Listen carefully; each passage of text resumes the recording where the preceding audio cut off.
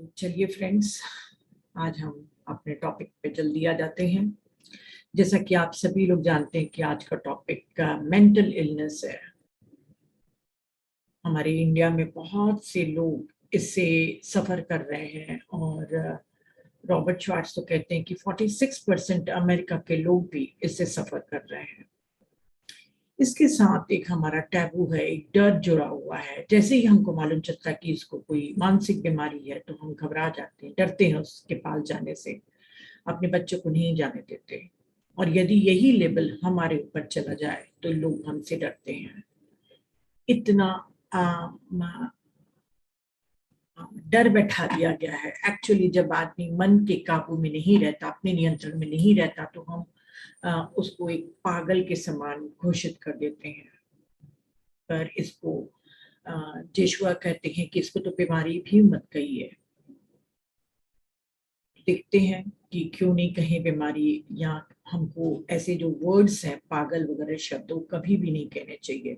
अभी भी यदि इंडिया में किसी को कोई प्रॉब्लम्स है, उनको कोई थेरेपिस्ट के पास जाने के लिए बोलो तो सबसे पहले उनका यही रिएक्शन होता है कि पागल थोड़ा ही है, वो तो थोड़ा सा डिप्रेशन है। डिप्रेशन है, पर वो डिप्रेशन कहाँ तक आपको ले जाएगा वो आपको खुद भी नहीं मालूम। और क्यों होता है डिप्रेशन, क्यों होता है हेलुसिनेशंस भी आजकल बहुत ज्यादा हो रहे हैं। तो इन सब के पीछे सिर्फ एक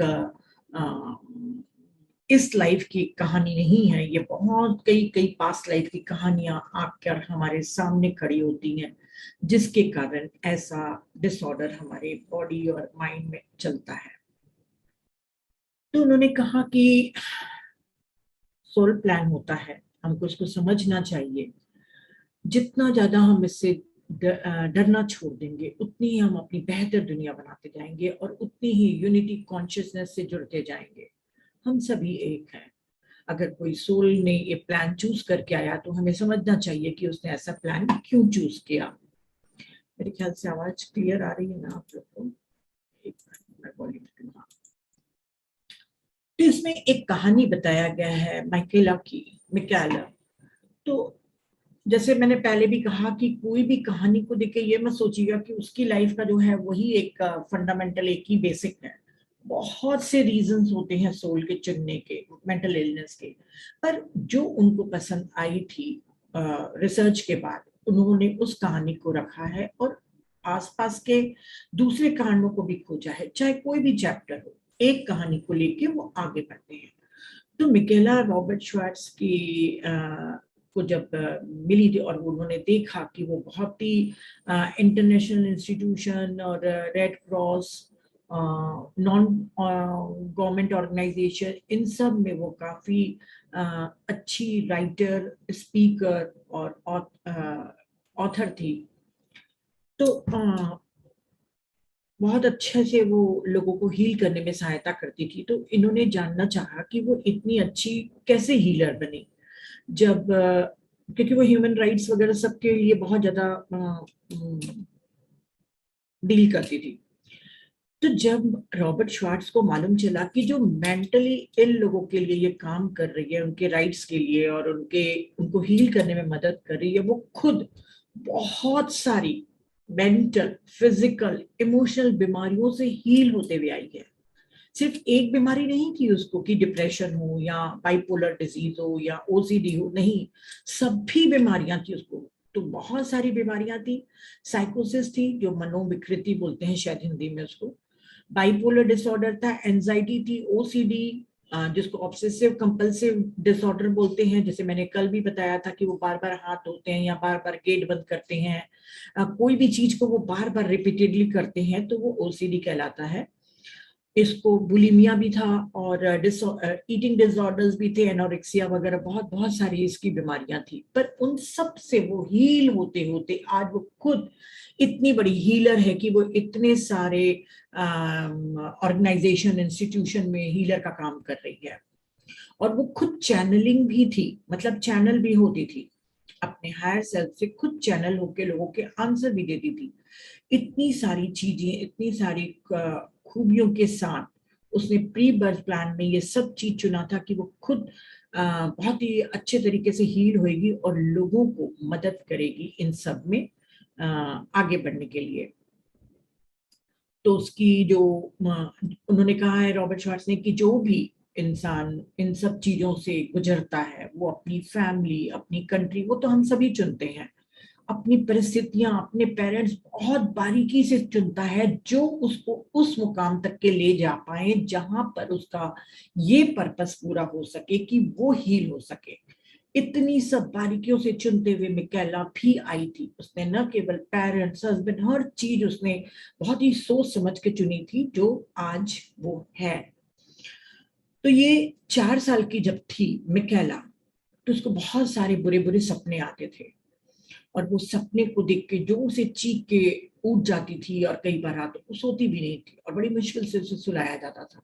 और उसको नाइटमेयर जो आते थे वो हमेशा जानवरों के आते थे, कभी स्पाइडर देखती थी, कभी वेल देखती थी, और बड़े बड़े वर्म्स देखती थी, शार्क्स देखती थी, मॉन्स्टर्स देखती थी, और बहुत डरती थी। और उसको लगता था कि वो जो है सपने में से निकल के, उसके नाइटमेयर में से निकल के उसके बिस्तर के पास आ रहे हैं। वो काफी घबरा जाती थी। इवन जब उसकी मैरिज हो गई थी तब भी उसको ये नाइटमेयर्स आते थे, जब तक के वो थेरेपिस्ट नहीं बनी थी। तो वो बचपन में कोई भी काम नहीं कर पाती थी अच्छे से, क्योंकि उसको हमेशा नाइटमेयर्स का इफेक्ट रहता था उसके दिन भर में। वो डरी डरी सहमी सहमी घूमती थी। अपने उसके फ्रेंड्स भी कम थे स्कूल में, वो ज्यादा किसी से बात नहीं करती थी। और स्कूल से जब सभी लोग ट्रिप पे जाते थे तो उसको ट्रिप पे भी जाना मना था, क्योंकि अगर मान लो वो बच्चों के साथ सोती है किसी रूम में और नाइटमेयर के कारण उठ जाएगी, तो बाकी बच्चे भी डर जाएंगे और उसको संभालेगा कौन।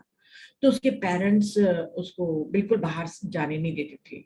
फिर जैसे जैसे वो जवान होते गई, उसको सिर्फ रात को ही नहीं, खुली आंखों से भी ये नाइटमेयर्स दिखने लग जाते हैं। उसको पूरे समय लगता है कि कोई जानवर उसको खाने आ रहा है, उसको पकड़ने आ रहा है। इसको हम हेलुसिनेशन बोलते हैं, भ्रम जो होता है। और इसको काफी बचपन में भी दवाइयां दी जाती थी, मेडिकेशन में रखा जाता था, परंतु उसके मम्मी पापा समझ नहीं पाते थे कि इसको क्या बीमारी है और हम उसको कैसे हील करें। कुछ भी वो समझ नहीं पाते थे। और जब वो यंग हुई थी तब उसको ये जो नाइटमेयर्स दोपहर को आते थे, उसके साथ साथ उसको बाइपोलर डिसऑर्डर भी होने लग गया था। जब एक व्यक्ति दो व्यक्तित्वों के समान बिहेव करता है, बिल्कुल ऑपोजिट, तो उसको ये डिजीज कहते हैं। तो इसमें एक तरफ तो एकदम डिप्रेस हो जाती थी, डिप्रेशन में चली जाती थी, या दूसरी तरफ यूफोरिया, यूफोरिया अर्थात क्या बोलते हैं उसको, उन्माद, उल्लासोन्माद। मतलब जब बहुत ज्यादा खुश, इतनी खुश कि वो कंट्रोल नहीं कर पा रही है, ये ऐसे हो जाता था उसको यंग में। तो जब उसको यूफोरिया होता था, एकदम उन्माद के तरीके से वो खुश होती थी, तो वो क्या करती थी, पूरे रात भर वो बाहर चली जाती थी, रेस्टोरेंट्स, फैंसी रेस्टोरेंट्स में खाती सारा दिन, पूरी रात वो ड्रिंक करती और डांस करती, और बहुत सारा उसके क्रेडिट कार्ड के लिमिट के भी बाहर खर्च करती थी। उसको कोई डर नहीं लगता था।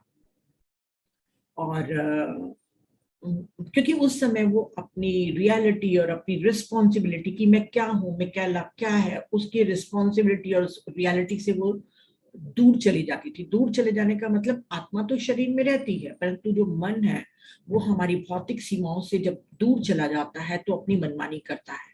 तो ये उस समय उसको उन्माद के समय होता था, यूफोरिया के समय, या फिर वो एकदम डिप्रेशन में चली जाती थी।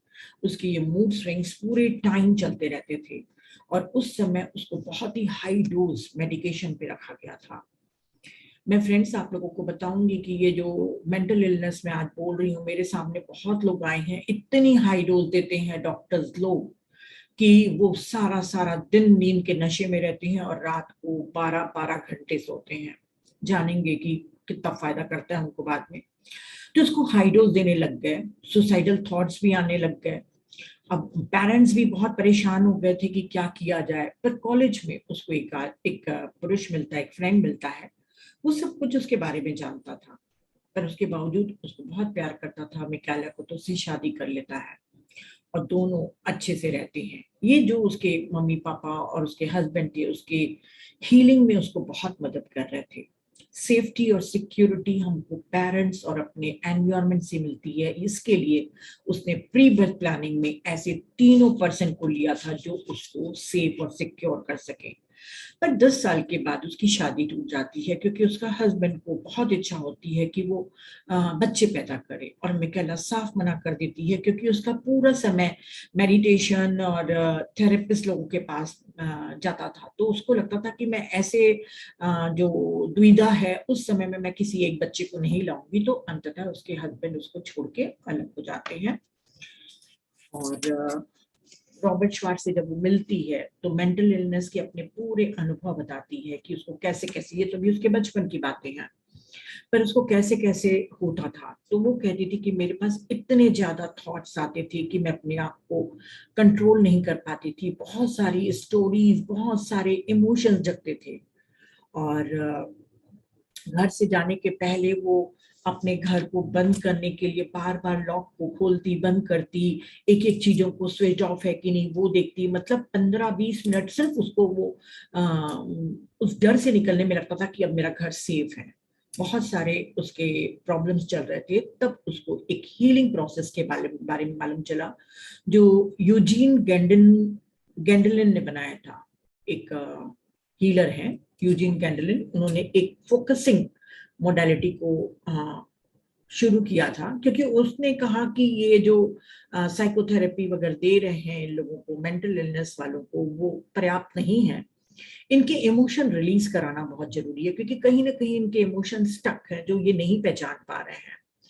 तो वो क्या करता था, अपने फोकसिंग, उसका नाम था फोकसिंग, जैसे हमारा आनापानसती है उनका फोकसिंग था। तो फोकसिंग में क्या करता था कि वो पेशेंट को शरीर के उस भाग में फोकस कराता था जहां पे उसके इमोशन फंसे हुए हैं। जब उसको शांत करके लिटा के उसको बताता था कि तुम देखो कि कहाँ पे इमोशन है, तो क्या होता है कि वो फील कर लेते हैं। क्योंकि वो फील कर लेते हैं और उसके कारण उनकी बॉडी मूव भी करती है और ट्विस्ट भी करती है, मतलब हिलती भी है और मुड़ भी जाती है। ये फील करना ये उसका की था, उसका मेन पॉइंट था। उसका कारण ये था कि हमारा शरीर बहुत ही वाइज होता है। जब हम इस हीलिंग में इन्वॉल्व होते हैं तो मिराकल्स होने शुरू हो जाते हैं। तो इमोशन क्या है? Emotion is energy in motion. उसको फ्री होना है, उसको फ्लो करना है। तो जितने भी हमारे रिप्रेस्ड और सप्रेस्ड इमोशन हैं वो क्रिस्टलाइन होते जाते हैं। आप लोग इसको ध्यान से समझिए, चाहे मिकेला की कहानी नहीं, हम जो भी गुस्से को, हेट्रेड को, या बहुत तेज गुस्सा जब आता है, नफरत होती है, तब हमारे जो इमोशन जागते हैं उस समय जब हम सप्रेस कर लेते तो हमको लगता है कि वो शांत हो गए, बिल्कुल ठीक हो गए हम। पर नहीं, हमारे इमोशन क्रिस्टलाइन, क्योंकि वो डायनेमिक एनर्जी है, वो क्रिस्टलाइज होते जाती है और वो हमारे सारी सेल्स में जाकर डिपॉजिट होती है और चक्रास में जाकर डिपॉजिट होती है। तो ये ऐसे फ्रोजन इमोशन पर जब फोकस किया जाता था इसके मॉडलिटी में, तो वो लूज हो जाते थे, और जैसे लूज हो जाएंगे तो बॉडी ट्विस्टेड होएगी और क्रिस्टल्स वो ब्रेक होने शुरू हो जाते थे। जो इमोशन के जो क्रिस्टल्स थे वो ब्रेक होते थे और मूव करना शुरू करते थे। तो इससे क्या होता था कि इमोशन रिलीज हो जाते थे, चाहे ट्विस्ट हुए, चाहे वो डांस कर ले, चाहे वो मूव कर ले। तो इस तरीके की जो मेन सूत्र था वो था कि इंटेंशन, अटेंशन ऑफ माइंड, जहां पे भी हमारा इमोशन है वहां पे अटेंशन देना, इंटेंशन कि हम हील होंगे, और जो हमारा विजडम ऑफ बॉडी है, जो हमारी सेल्स हैं, वो सभी जो मेमोरी रखती हैं, वो तीनों एक साथ हो, एकजुट होकर ब्रिलियंट हीलिंग करते थे। ये ब्रिलियंट हीलिंग पार्टनरशिप थी। इसको मिकाela बहुत सालों तक ये करती है और वो बहुत बहुत सारे फ्रोजन अपने इमोशन को रिलीज करती है। अभी उसे नहीं मालूम है कि उसके इमोशन कहाँ से आए, जबकि उसके आसपास का बचपन से लेके अभी तक के तो वातावरण, मैंने आपको बताया कि बहुत ही अच्छे पेरेंट्स, बहुत ही अच्छा हस्बैंड था, ऐसा कुछ भी नहीं था कि जहाँ पे उसने इमोशन को स्टक किया था। पर इसको कई सालों करने के बाद वो बायोडायनेमिक्स वाले एक फ्रेंच थेरेपिस्ट के पास जाती है, गर्डा करके है, उसके पास जाती है। वो जो हीलर था वो इलेक्ट्रोमैग्नेटिकली काम करता था। वो एक रेकी का तरीका है, उसको सुलाकर उसके शरीर पर हाथ फेर कर फोकस करता था कि कहाँ पे एनर्जी कम है, फिर उसको भी कहता था कि वहां पर फोकस करो। हमको ज्यादा नहीं जानना, बस एक रफली आप लोग को एक आइडिया दे रही हूँ कि क्या होता है। और फिर वहां पर उसको हील करने के लिए करता था। ये बायोडायनेमिक्स जो था उसको बहुत ज्यादा पसंद नहीं था, पर ठीक है उसको काफी फायदा होता था। पर इसके साथ साथ उसने क्या किया था, पास्ट लाइफ थेरेपी भी किया। ऐसे पेशेंट लोग को पास्ट लाइफ थेरेपी बहुत मदद करती है। फिर उसने मेडिटेशन भी किया, विजुअलाइजेशन भी किया, और वो इन सब के द्वारा उन अपने पास्ट लाइफ से रिकनेक्ट होते गई, जहां पर अपने इंटेंस इमोशन को न अलाउ किया था, न एक्सेप्ट किया था, न उसको फ्लो करने के लिए एक अनुमति दी थी, और न ही उसको स्वीकार किया था कि है मेरे पास।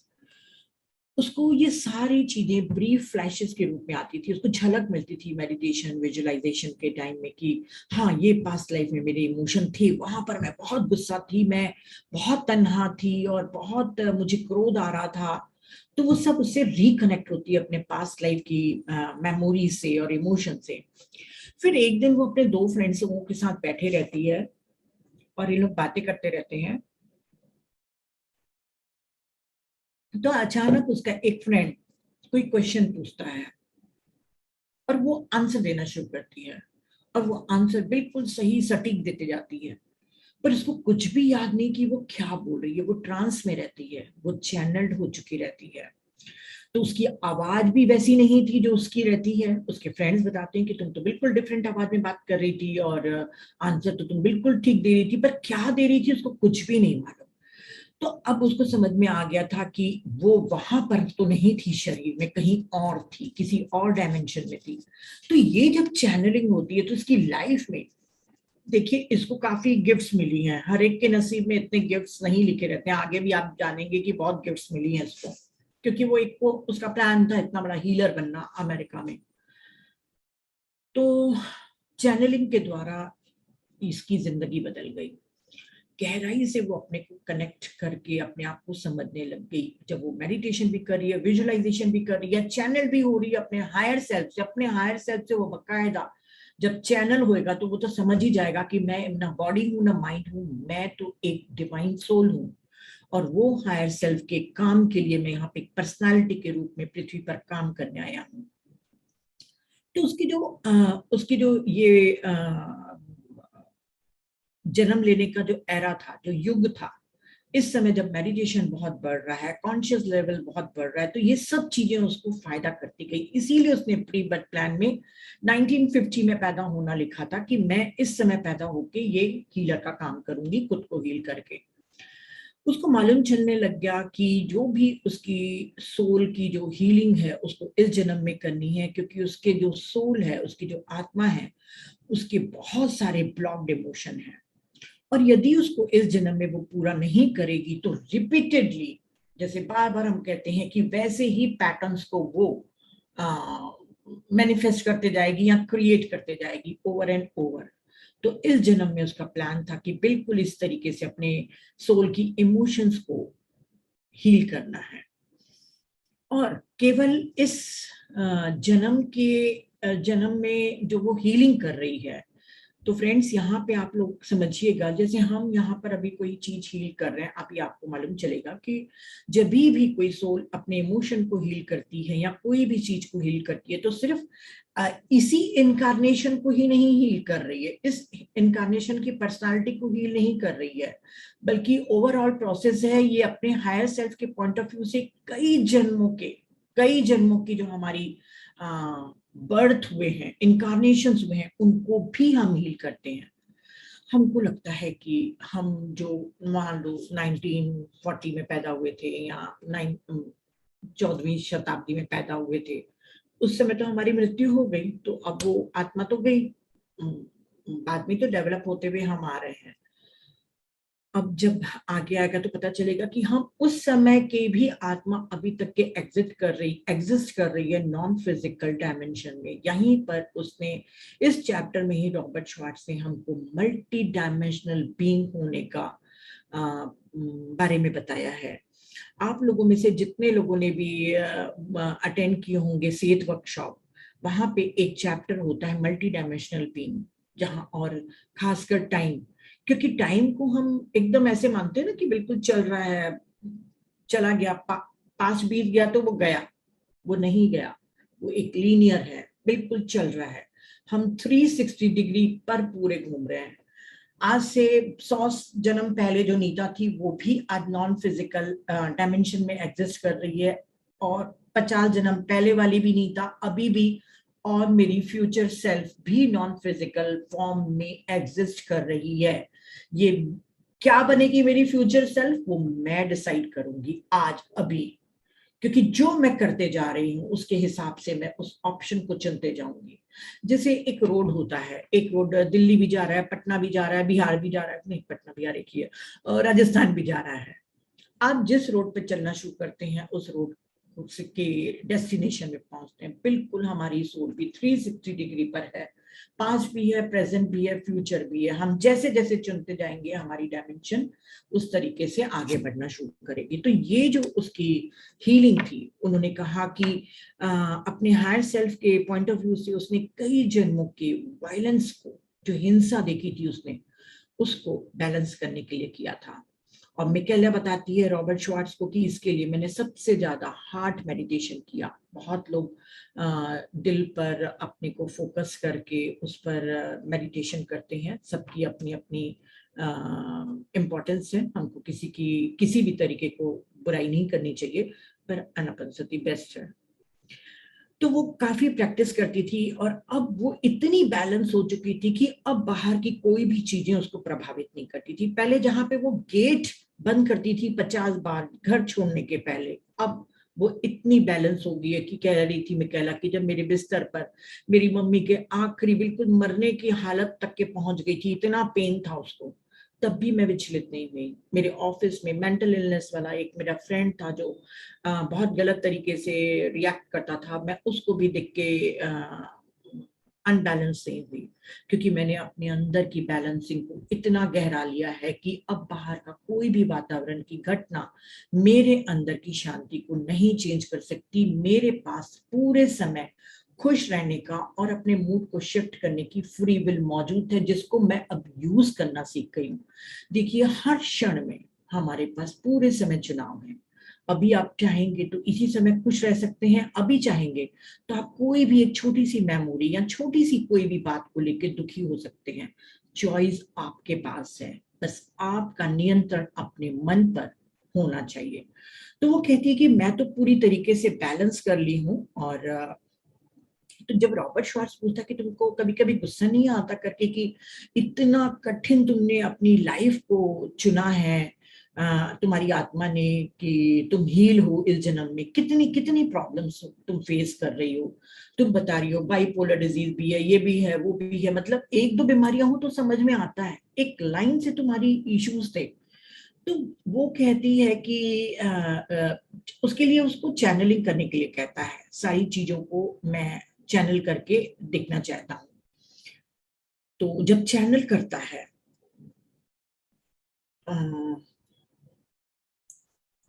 नहीं, चैनल बाद में करता है जब उसको कहता है कि तुमको इतने प्रॉब्लम्स हुए तो तुमको कभी अपने सोल पे गुस्सा नहीं आता क्या, तो मिकेला कहती है कि बिल्कुल भी गुस्सा नहीं आता। यही हमारी गलत फहमी है कि हम बॉडी को और अपनी सोल को अलग अलग देखते हैं। सोल हमारे बॉडी में पूरे समय मौजूद है, ऐसा कोई भी क्षण नहीं होता कि हमको छोड़ के वो चली जाए, पर हमको अपना पर्पस।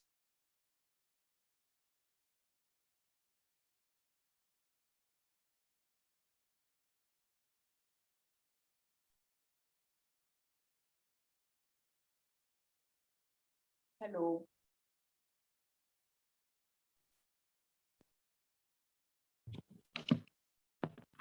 सुनाई दे रहा है? जानवी बताइए तो।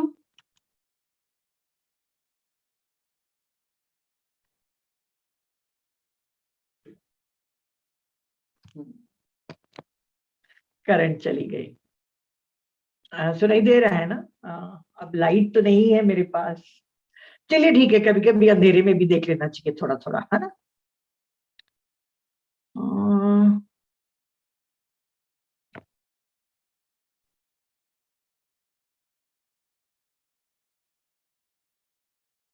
चलिए, हाँ ठीक है, इतनी लाइट ठीक है। तो लाइट है मैम, हाँ हाँ मुझे अभी दिखा क्योंकि उस समय मुझे लैपटॉप का दिख रहा था ना। तो एनीवे, थोड़ी बुक वगैरह रख लेती हूँ ताकि थोड़ा ऊपर हो जाए। पता नहीं क्यों आज मेरे को इंट्यूशन हो गया था कि आज लाइट गुल होने वाली है, बहुत पहले ही मुझे इंट्यूशन हो गया था। ये मत सोचना कि मैंने क्रिएट किया था, पता नहीं क्यों मुझे लग रहा था। एनीवे, होता है। तो वो कहती है कि हमारे पूरे समय बॉडी में हमारी सोल रहती है, और ये मेरी सोल का पर्पस है कि उसको मैं एक्सेप्ट करके अपनी लाइफ में बैलेंस पाऊं। फिर रॉबर्ट श्वार्ट्ज उससे कहते हैं कि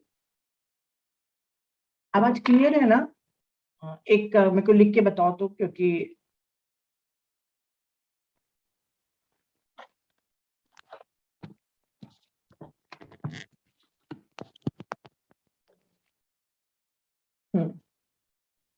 तो बोलता कि चलो तुम्हारे हायर सेल्फ से हम चैनलिंग करते हैं, जो तुम हमेशा चैनलिंग करती थी, तो चलो अब तुम्हारे उनके साथ हम चैनलिंग करते हैं। जब चैनलिंग करते हैं मिकेला की, तो आश्चर्य होता है रॉबर्ट श्वार्ट्ज को कि उस समय उसकी हायर सेल्फ नहीं आती है, बल्कि एक कलेक्टिव फ्यूचर सेल्फ आते हैं। फ्यूचर सेल्फ वो है जो हमारी संभावित जन्म लेने वाली हमारी पर्सनालिटीज हैं। जैसे नीता की एक फ्यूचर सेल्फ, कई फ्यूचर सेल्फ, एक नहीं कई फ्यूचर सेल्फ पर्सनालिटीज होंगी। आज अगर मैं अच्छे से प्रोग्रेस कर रही हूँ तो मेरी अलग दिशा होएगी, और यहीं पे मैं आज के दिन मैं मेडिटेशन बंद कर देती हूँ। Yes yes, thank you. आज के दिन यदि मैं मेडिटेशन बंद कर देती हूँ और अपने ऊपर काम नहीं करती, तो मेरी एक अलग फ्यूचर सेल्फ होगी। हर समय हमारी जो वाइब्रेशन है उसके अकॉर्डिंग हमारी फ्यूचर सेल्फ होती है। तो उनके पास मिकेला के बॉडी में कलेक्टिव फ्यूचर सेल्स आती है। ये एक अलग चेतना है। वो कहता है रॉबर्ट श्वार्ट्ज की ये हम मानव लोग को समझने के लिए बहुत मुश्किल होती है। मुझे भी समझने में बहुत मुश्किल हुई थी इस चैप्टर को, क्योंकि इसमें जो विजडम दिया गया है वो मतलब बहुत वास्ट है, जिसको मैं बहुत सिंप्लीफाई करके आप लोगों को बता रही हूँ ताकि आप लोगों को समझ में आए। तो वो आ जाती है, और उससे जब नाम पूछता है तो बोलता है ये नाम हम तुम लोग रखते हो, हमारे यहाँ पर सिर्फ एनर्जी सिग्नेचर्स होते हैं, और आप लोग जिस काम के लिए मुझे बुलाए हो आप लोग उसको पूछिए और मैं आप लोगों को आंसर दूंगा। तो उन्होंने बताया, उस फ्यूचर सेल्फ ने बताया, जो चेतना थी उसने, कि आप ह्यूमैनिटी में आप लोग सिर्फ एक जन्म देखते हो कि ये पर्सनालिटी है, ऐसा है। पर हम जब यहाँ पर बैठे हैं तो हम इंटरकनेक्टेड हैं अपनी लाइफ टाइम के, जितने भी मेरे जन्म हुए उसके थीम सीरीज पूरी चलती आती है। मतलब नीता ने अगर 1000 जन्म लिया तो 1000 जन्म की एनर्जीज के साथ मैं कनेक्टेड हूँ। हम लोग खुद भी तो जानते हैं कि अगर हमारे इस जन्म में कोई भी वासना या इच्छा या कोई थॉट आता है, तो वो हमारे पिछले जन्मों की कोई इम्प्रिंट होता है। हम सिर्फ एक इम्प्रिंट के रूप में मानते हैं, है ना, उसकी छाप पड़ी हुई है। ये बोलता है वो एनर्जी आपसे पूरे समय बात कर रही है, इंटरैक्ट करती है। ये बातें मुझे कई बार एक दो बुक्स में भी था कि हम अपने सेठ विजडम की जब मैं ट्रांसलेशन कर रही थी तब, कि जब हम सोते हैं या जब हम मेडिटेशन करते हैं तो जो हमारे और दूसरे सेल्फ हैं पैरेलल लाइफ में, उनसे हमारा इंटरकनेक्शन होता रहता है। हम उनसे बात करते हैं, उनसे ज्ञान लेते हैं, उनको ज्ञान देते हैं। बहुत कॉम्प्लिकेटेड नहीं है, बहुत प्यारा है, आप समझ जाएंगे। तो हम इंटरकनेक्टेड हैं अपने पूरे लाइफ टाइम के थीम और सीरीज से। हम यहाँ पर सभी लोग इवॉल्व और एक्सपैंड होने आए हैं, और जब हम यहाँ पर अगर हील हो रहे हैं तो उनके साथ साथ हमारे जितने जन्म हो चुके हैं वो भी हील होते हैं। ये समझना इंसानों के लिए बहुत मुश्किल है। बहुत सी लाइफ टाइम एक समय में चलती है। तुम एक आत्मा हो, तो हमारी जो आत्मा है वो एक सोल ग्रुप का एक पार्ट है। हमारा जो ग्रुप है उसकी एक पार्ट है, और जो हमारा सोल ग्रुप है वो हमारी सोल फैमिली का पार्ट है, और जो हमारी सोल फैमिली है वो हमारी सोल कम्युनिटी, जो समुदाय है हमारी आत्माओं का, उसका एक पार्ट है। वो कहता है कि अगर आपको ये समझने में दिक्कत हो रही है तो आप इतना समझ लीजिए कि आप अपने पिछले कई जन्मों के से लिंक्ड हैं। उनकी एनर्जीज को आप एब्जॉर्ब कर रहे हैं, वो टाइम टाइम से आपके पास आके आपको आपसे इंटरेक्ट करती है। और सिर्फ अपनी ही नहीं, आपकी जो सोल फैमिली, आपके सोल ग्रुप की जितनी भी आत्माएं हैं वो भी आपके साथ इंटरेक्ट करती हैं। आगे थोड़ा सा आप लोग समझ पाएंगे। हम लोग सोल और पर्सनालिटी में अंतर करके, तो रॉबर्ट श्वार्ट्ज पूछता है क्या ऐसा है क्या कि जैसे मान लीजिए एक सीडी है, सीडी में 7 गाने भरे हुए हैं, है ना, समझ लीजिए 7 सॉन्ग्स हैं। हम एक गाना एक टाइम में सुन सकते हैं, 7 गाने तो नहीं सुन सकते। सीडी एक खत्म होगी फिर दूसरी खत्म होगी। Please try again. हम एक टाइम में एक ही गाना सुन सकते हैं, वो हमारी एक लाइफ टाइम है। पर आत्मा एक समय में 7 गाने सुन सकती है। तो वो जो फ्यूचर सेल्फ थे उन्होंने कहा बिल्कुल ठीक तुम कह रहे हो। जैसे मैंने कहा ना, 360 डिग्री में हमारा होता है पूरा। मतलब अगर एक पहाड़ के ऊपर चला जाए कोई इंसान, बहुत एकदम हिमालय जैसे पहाड़ के ऊपर चला जाए, तो एक आदमी अगर साइकिल चला के जा रहा है तो वो साइकिल से, वो मैं अपने मन से समझा रही हूँ, रॉबर्ट श्वार्ट्ज नहीं बता रहे हैं, एक साइकिल लेके जा रहा है और वो 2 घंटे के बाद आधे रास्ते में पहुंचेगा, फिर 4 घंटे के बाद फिर दूसरे रास्ते में पहुंचेगा।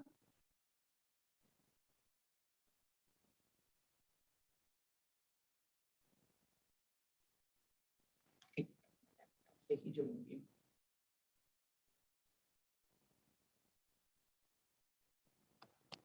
एक मिनट का टाइम दीजिए मुझे।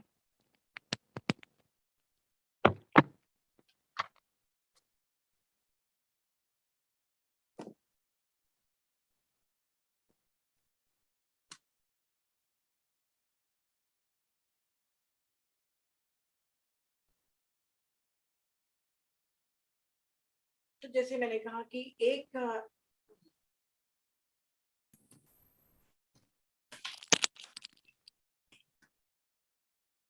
एक इंसान साइकिल लेके चल रहा है। आवाज हो रही है क्या?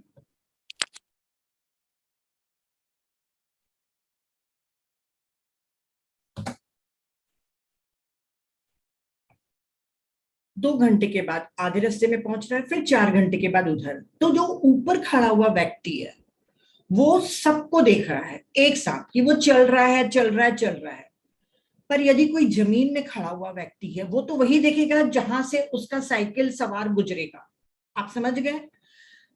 जमीन में खड़ा हुआ आदमी उसी को देखेगा जो साइकिल वाला चल रहा है, पर जो ऊपर पहाड़ के ऊपर खड़ा है वो पूरे समय देख रहा है कि वो ऐसा ऐसा चल रहा है।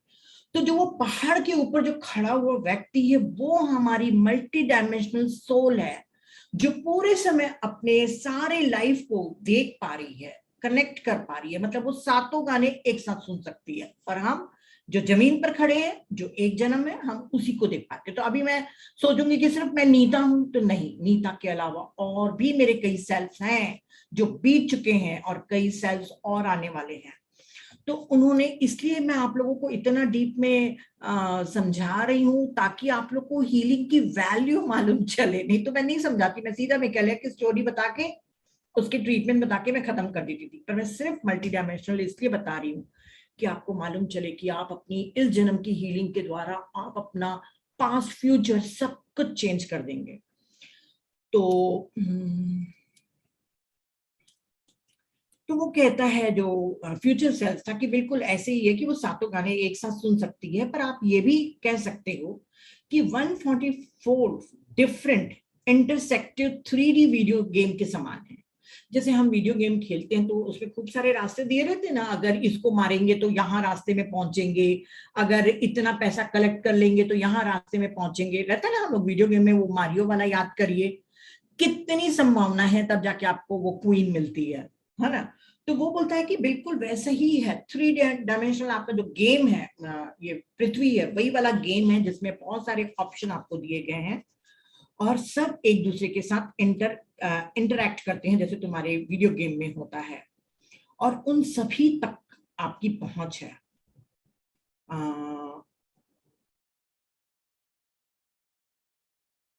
तो वो पूछता है कि चलो ठीक है, मैं समझ गया कि बहुत सारे सेल्फ हैं। तो अभी मिकाला के कितने जन्म चल रहे हैं और कितने उसके हो चुके हैं। क्योंकि वो कलेक्टिव फ्यूचर सेल्फ है, तो रॉबर्ट श्वार्ट्ज इसमें मल्टी डायमेंशन के बारे में पूछ रहा है उससे। तो बोलता है जन्म से लेकर अभी तक के उसके हजारों जन्म हो चुके हैं और एक टाइम में सबसे छोटी संख्या उसकी 20 की थी, और मैक्सिमम जब जितनी ज्यादा वो ले सकती है वो 144 होती है। कोई भी आत्मा एक साथ अपने जो सेल्फ को, पर्सनालिटी को भेजती है, वो 144 से ज्यादा लोगों को नहीं भेज सकती, इतनी होती है। तो ये हमारी पैरेलल लाइफ्स कैसे क्रिएट होती है? तो मिकेला ने, जैसे उसने कहा कि मिकेला ने, मान लीजिए कोई पॉइंट है, उसने कोई इस जगह पे उसने इवॉल्व कर लिया, अब उसने चूज ए पाथ चुना। मैं कैसे आप लोगों को समझाऊं? जैसे उसने चूज ए पाथ चुना पृथ्वी पर आने के लिए, तो क्या चूज बी करने वाली भी कोई मिकेला है, कहीं और एग्जिस्ट करती है फिजिकल फॉर्म में? तो वो बोलता है नहीं, फिजिकल फॉर्म में सिर्फ एक ही मिकेला है, वो कोई भी पाथ चूज करे, सिर्फ एक ही फिजिकल फॉर्म में। जितनी भी उसकी संभावनाएं थी वो दूसरे डायमेंशंस में, मतलब नॉन फिजिकल डायमेंशंस में एग्जिस्ट करती हैं। जैसे मान लीजिए मैंने आपको बताया कि मैं अब भी मेडिटेशन करना छोड़ दूं और अपने ग्रोथ को रोक दूं, तो मेरी जो एक संभावना है वो अभी नॉन फिजिकल रेल्म्स में है, पर मैं अपनी हैसनिंग कर रही हूँ अपनी प्रोग्रेस की। तो मेरी एक और आत्मा है जो कहे ना बहुत सारी संभावनाएं हैं, तो वो सिर्फ नॉन एग्जिस्ट करती है, मतलब फिजिकल फॉर्म में नहीं, नॉन फिजिकल फॉर्म में एग्जिस्ट करती है। फिजिकल फॉर्म में सिर्फ आत्मा का एक ही रूप रहता है। तो वो बोलता है जो ये मिकेला थी, जो इसके पास्ट लाइफ थी, तो क्या सेम बिल्कुल वही है? तो बोलता है नहीं, हर एक का अपना एक सिग्नेचर पैटर्न होता है डीएनए का। मिकेला जो पिछले जन्म में थी वो बिल्कुल वैसी नहीं थी। वो हम इवॉल्व होते जाते हैं ना, तो हमारा कैसे आपको समझाऊं,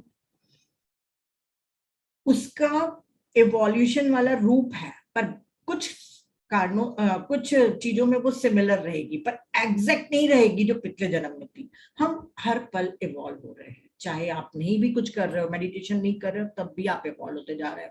हमारा इतना अलग होते जाते हैं। तो वो कहता है कि नहीं, एक ही है। और तो जितने हमारी जो पॉसिबिलिटीज हैं हमारे आत्मा के पास, उसको चूज नहीं की जाती है, तो वो नॉन फिजिकल फॉर्म में हमेशा एग्जिस्टेंस में रहती हैं। वो सेल्फ कहता है कि हमारा मेन उद्देश्य क्या है? प्यार देना और प्यार लेना।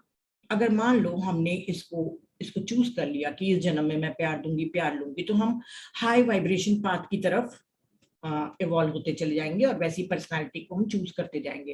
पर मान लो इस जन्म में मैंने ना प्यार दिया ना प्यार लिया, बिल्कुल अपने को क्लोज करके रखा, मैं लो वाइब्रेशन पाथ की लाइफ टाइम को चुनूंगी आगे चलकर।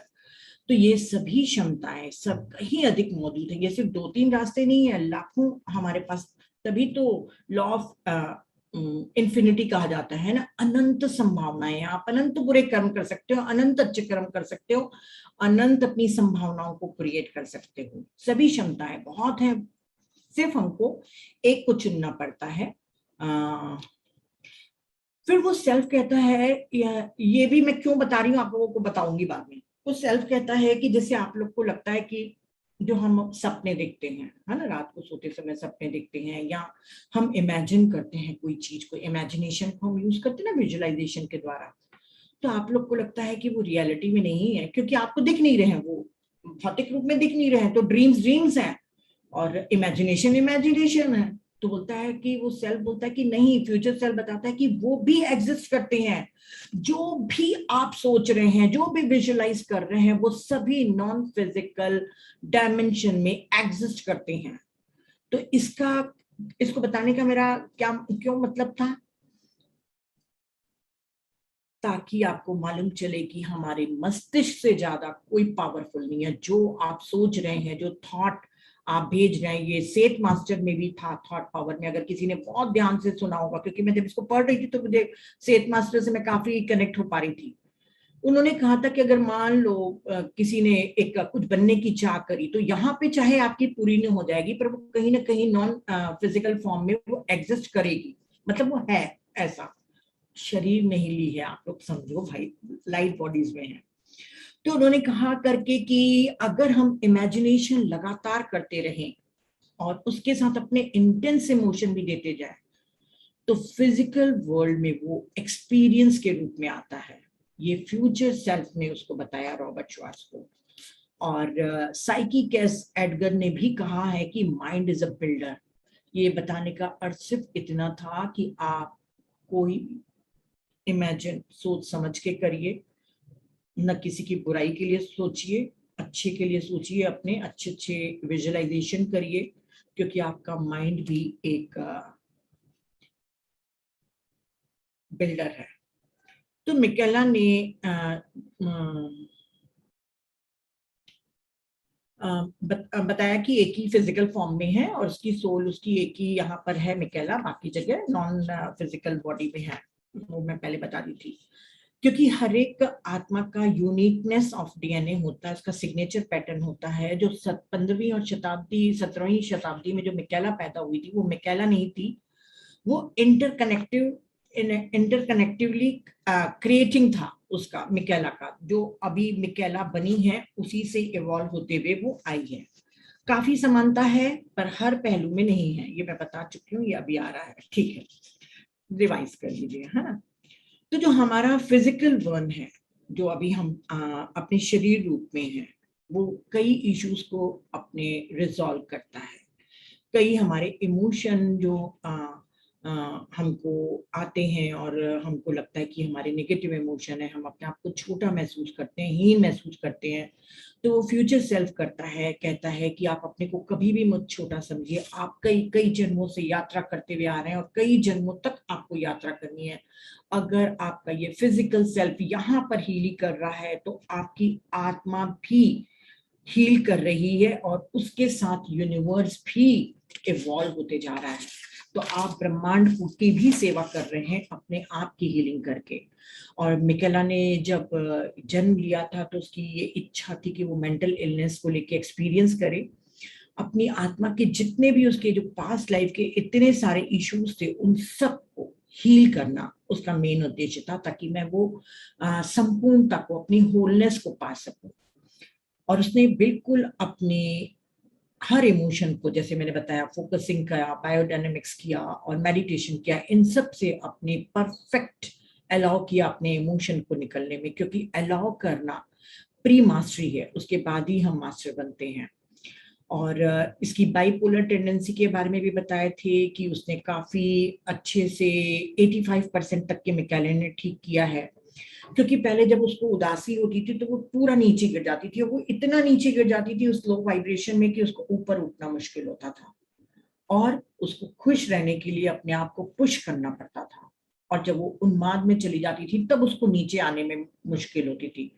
मतलब वो जो इनबैलेंस था वो अब उसका सिर्फ इसलिए ठीक हुआ है क्योंकि उसने अपने पास्ट लाइफ के इश्यूज को ठीक करते करते यहां तक के पहुंची है। और वो उसको काफी आवाजें भी सुनाई देती थी। जब मैं उसके बचपन की बातें बता रही थी और एडल्ट की, तो उसको काफी डरावनी और अजीब अजीब तरीके की भी आवाजें आती थी, क्योंकि वो बहुत सेंसिटिव पैदा हुई है और उसका ब्रेन और उसका नर्वस सिस्टम इतना तेज विकसित होके लेके आई है उसने अपने पास्ट लाइफ से, कि वो क्लियर सेंटिएंट है, क्लियर पॉइंट है और क्लियर ऑडियंट भी है। तो हमको क्यों लगता है कि इतने कष्ट उठाने के लिए वो इतने सब कुछ के प्रॉब्लम से गुजरी? तो उसकी हायर सेल्फ की ये डीपेस्ट डिजायर थी। और जो हमको डीपेस्ट डिजायर हमको जो मिलती है, जैसे हमको लगता है कि हमने ये सोचा, हमने वो सोचा, तो हम अपने पूरे समय आत्मा से जुड़े और हमारी आत्मा हमसे पूरे समय बात कर रही है। तो हमारी जो तीव्र इच्छा होती है या हमको कोई जो प्रेरणा मिलती है वो हमारे द्वारा नहीं मिलती, हमारी सोल हमको फीलिंग के द्वारा बताती है कि ये करो। तो सोल गाइड करती है हमको फीलिंग के द्वारा, और सोल ने ही कहा था कि अब इस टाइम में आपका हील होना बहुत जरूरी है, नहीं तो आगे वही पैटर्न के द्वारा आपका इवोल्यूशन नहीं होगा।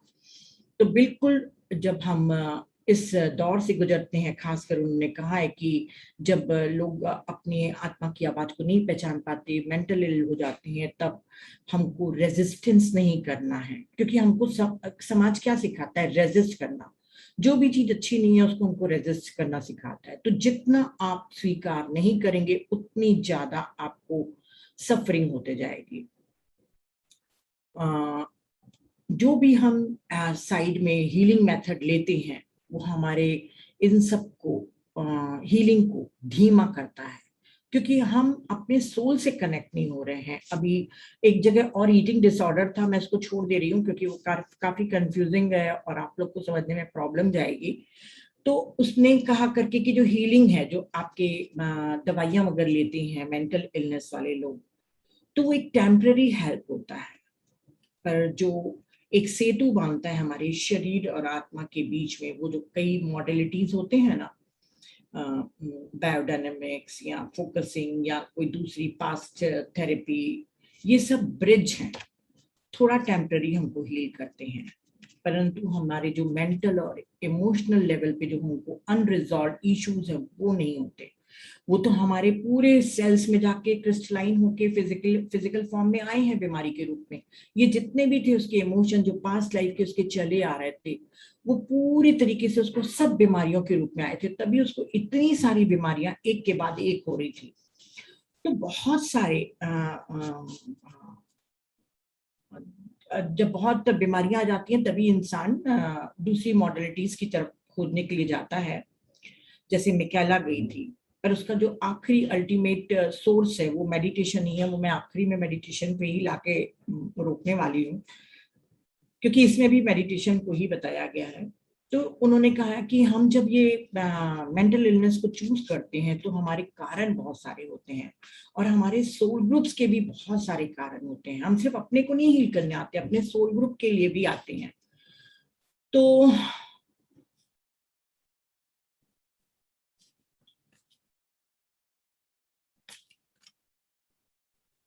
जब भी कोई मेंटल इलनेस ठीक होता है तो पैरेलल लाइफ वही पास्ट फ्यूचर और प्रेजेंट को ठीक करता है। और यदि मान लो किसी आपके प्रियजन को हो जाए, तब आपको क्या करना है? तो रॉबर्ट श्वार्ट्ज को बताता है कि आपको बहुत अच्छे बने रहना है, उनको सुनना है, बहुत पेशेंटली आप उनको सुनिए, और उनको जज मत करिए, और संभव हो तो आप उनको सिर्फ गाइड करिए। पर ये मत सोचो कि उनको यही करना है या उनको क्या करना चाहिए, आप डिसाइड नहीं करो, क्योंकि कोई भी बाहर का व्यक्ति नहीं जान सकता कि उसके अंदर क्या चल रहा है। उसको अपनी प्रोसेस को अलाउ करने के लिए दो, है ना? तो और उनको समझो कि वो बहुत ही निपुण है, स्किल्ड है, स्ट्रांग है, और उनको एक कैपेबल के रूप में देखो। और उनकी स्ट्रेंथ, जैसे हमको मालूम है कि हम मेडिटेशन कर रहे हैं तो हमको मालूम है कि हमारे अंदर बहुत सारी स्ट्रेंथ है, तो उनकी स्ट्रेंथ और उनकी एबिलिटीज को देखने में उनको मदद करो। आप थोपो मत, पर उनको हेल्प करना है कि तुम्हारे अंदर अनंत संभावनाएं हैं, तुम्हारे पास बहुत सारे ऑप्शन है, तुम कैसे करोगे, और फिर वो जो भी चूज करते हैं उनको करने दो। हो सकता है वो जो पेशेंट है वो शुरू के समय में सोचेगा कि मैंने ऐसा क्यों चुना, मुझे क्या करना चाहिए, मैं कैसे उसको अलाउ करूं। तो उनको समझाना चाहिए कि ये आपके सोल इवोल्यूशन के लिए ही चुना गया है। क्योंकि हमारा समाज जो हमको थोपता है वो ये बताता है कि यदि किसी को मेंटल इलनेस है तो हम सीधा कर्मों से जोड़ देते हैं कि हाँ वो ईश्वर बैठा हुआ है, वो सब कर्मों का फैसला कर रहा है। तो बोले ये जो लेबलिंग करते हैं, ये जो परसेप्शन उनके दिमाग में डल जाते हैं, उनसे उनकी हीलिंग कभी भी नहीं हो सकती, क्योंकि वो टूट जाते हैं। तो आपको उनको पूरे टाइम बताना है कि आपकी सोल ने आपके इवोल्यूशन के लिए चुना है, आपके पास खुद आप इसकी रिस्पॉन्सिबिलिटी लो, और एक अपने अनादर मतलब अनादर लेवल, अपने अपने बेहतर वर्जन को चुनो। इसने बहुत अच्छी एक चीज हायर सेल्फ ने कहा, जो हायर फ्यूचर सेल्फ ने कहा, सॉरी हायर सेल्फ नहीं, फ्यूचर सेल्फ ने कहा, जो हमको हमेशा याद रखना चाहिए कि हीलिंग का उन्होंने नाम दिया रीमेम्बरिंग। मतलब उस ब्रह्मांड के आपको फिर से सदस्य बनना है। अगर रीमेम्बरिंग को अपन काटेंगे, रीमेंबर को, तो री फिर डैश फिर मेंबर, मेंबर मतलब सदस्य बनना, फिर से सदस्य बनना। किसका सदस्य बनना?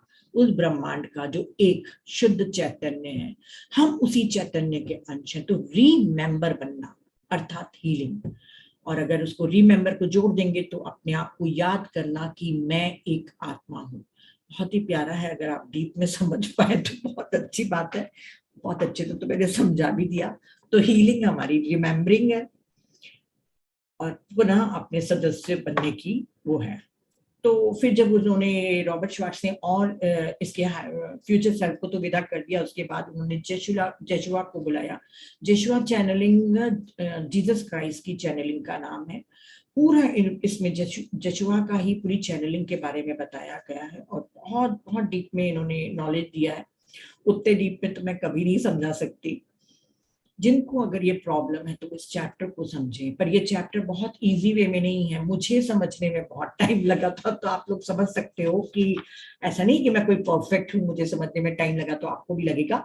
मैं ये कह रही हूँ कि बहुत सिंपल तरीके से नहीं किया गया है, बहुत घुमा फिरा कर आंसर दिया गया है। हिंदी में बनाने में मुझे बहुत टाइम लगा। समझ जाते हैं पर उसको कैसे एक्सप्रेस करे, it is a difficult task. तो मिकेला के बारे में बताता है कि ये बहुत सेंसिटिव और वल्नरेबल और जब थी, और जब वो पैदा हुई तो पूरे के पूरे जन्म मतलब जन्म के समय में पूरी की पूरी शरीर में वो नहीं घुसी, क्योंकि वो इतनी डरी सहमी थी कि मैं जो ये सोल प्लान को लेके जा रही हूँ उसको मैं कर पाऊंगी कि नहीं। खुद का रेजिस्टेंस था उसके में।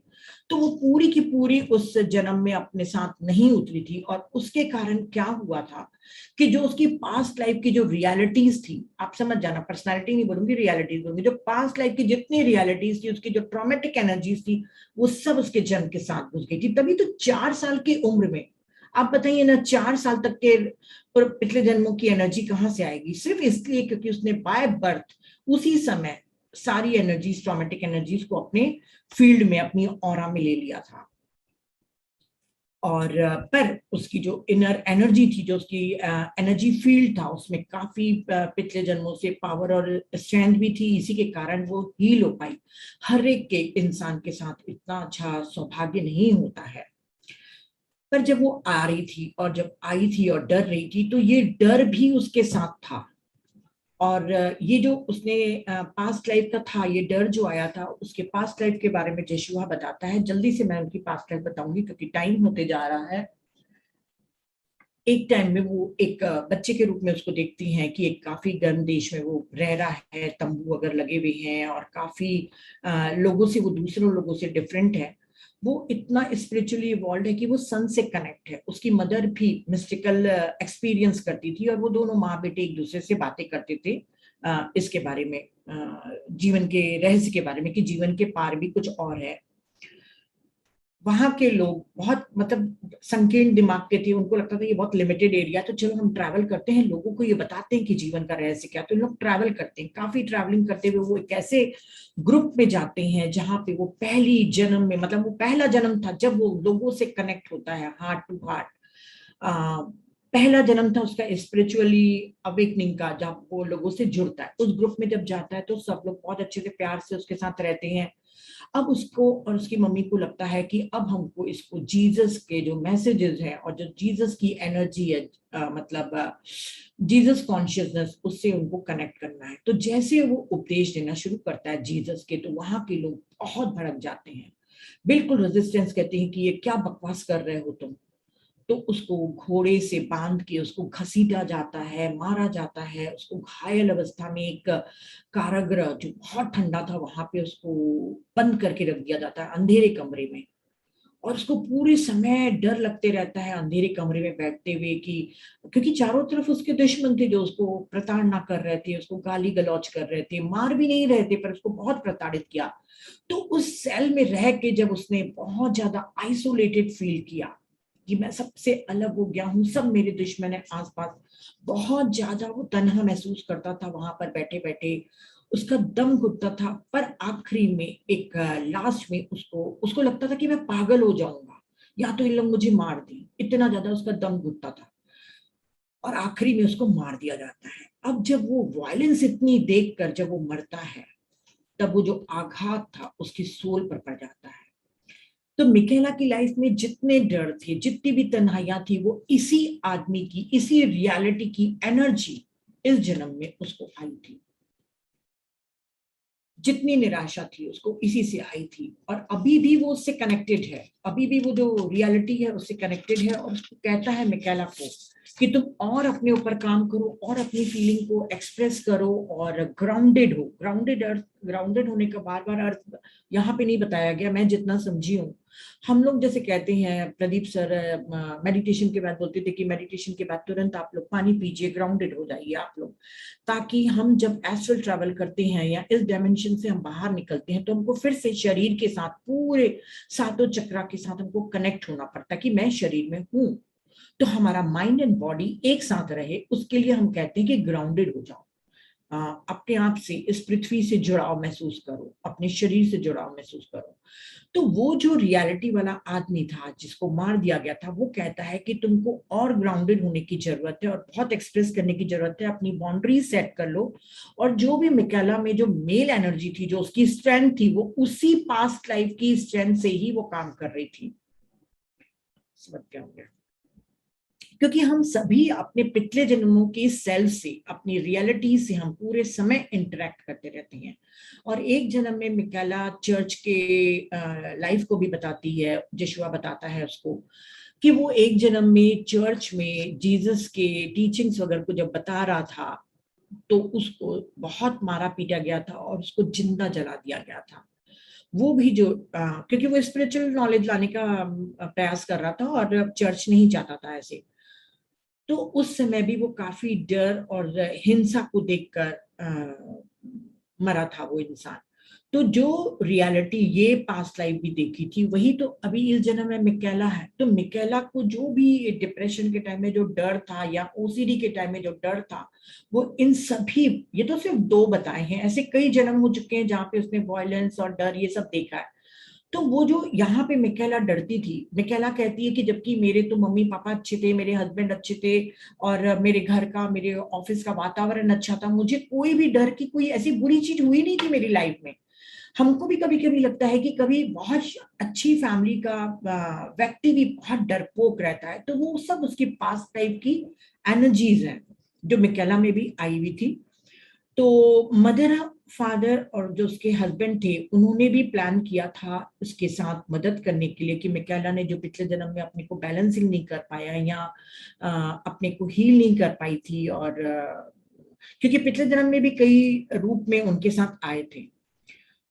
तो इस बार फिर से उसके साथ प्लान करते हैं कि ठीक है, हम तुम्हारे ऐसे ऐसे रोल निभाएंगे और तुमको मदद करेंगे, तुमको सेफ्टी और सिक्योरिटी देंगे, और तुमसे भी हमको सीखेंगे। जिनके भी घर में मेंटल इलनेस के लोग हैं, तो आप कभी मत सोचना कि ये सिर्फ उसकी लर्निंग है, आपकी भी लर्निंग है। मैं बहुत लर्निंग को डिटेल में नहीं बताऊंगी क्योंकि बहुत बड़ा चैप्टर है और बहुत कंफ्यूजिंग है, इसलिए मैं ज्यादा कुछ नहीं बताऊंगी। तो उन्होंने कहा कि हम आपको सपोर्ट करेंगे। अपन हम लोग हमेशा सोचते हैं कि ऑपोजिट से सीखते हैं, है ना? तो अब इसने क्यों नहीं, जब उसको अंदर में पीस ढूंढना था तो बाहर का वातावरण तो उसको बदमाशी वाला रखना था, हल्ला गुल्ला वाला रखना था, क्यों इतना शांत उसने चुनी अपने मम्मी पापा या अपने हस्बैंड को, क्यों चुनी उसने ऐसा? तो इसमें मिकेला के बारे में बताया जिशुआ ने कि उसको इतना अंदर का इनर बैटल, मतलब अंदर इतना उसको युद्ध लड़ना था। अगर बाहर भी उसके कला होता तो वो अपने को नहीं हील कर पाती। अगर बाहर के वातावरण में वो डिस्ट्रैक्ट होते रहती कि मम्मी पापा चिल्ला रहे हैं, वो चिल्ला रहे हैं, तो वो अपने अंदर को हील करने के लिए इतनी मेहनत नहीं कर पाती। इसीलिए उसने सोच समझ के बिल्कुल अच्छे से अपने पेरेंट्स और अपने हस्बैंड को चुना कि वो मुझे सपोर्ट करेंगे और मैं अपने अंदर में काम करूंगी। तो बिल्कुल सोल, हर एक कोई अपनी जो परिस्थितियां हैं वो बिल्कुल अपने केंद्रीय लक्ष्य को पाने के लिए चुनती हैं। और खासकर जब आंतरिक मुद्दा उनको डील करना हो तो बाहर की परिस्थितियों को शांत रखती है। ये प्यारा सेंटेंस है इसलिए मैं बोल रही हूँ, है ना? तो बाहर की परिस्थितियां क्वाइट और पीसफुल आवश्यक हो जाता है जब आपकी इनर बैटल आपको काफी करनी हो। तभी सोल बाकी अपनी रियलिटीज और डायमेंशन से डील करने में सक्षम बन पाता है, जैसे मिकेला बनी थी। तो कई बार हमको लगता है कि जीवन की चुनौतियां हमारे दिल तोड़ने वाली रहती है, पर कभी भी ये नुकसान और दुख देने के लिए नहीं होती, बल्कि हमको प्यार को बांटने के लिए सिखाती हैं, ताकि हम अपने प्यार को बांटे प्रोफाउंडली और शक्तिशाली रूप से हम इसको प्रोवाइड करें, क्योंकि हमारे पास देने के लिए बहुत कुछ है। और जब आप ये लव को खुद महसूस करेंगे और फ्लो करेंगे, तभी आप पहचान पाएंगे कि आप बिल्कुल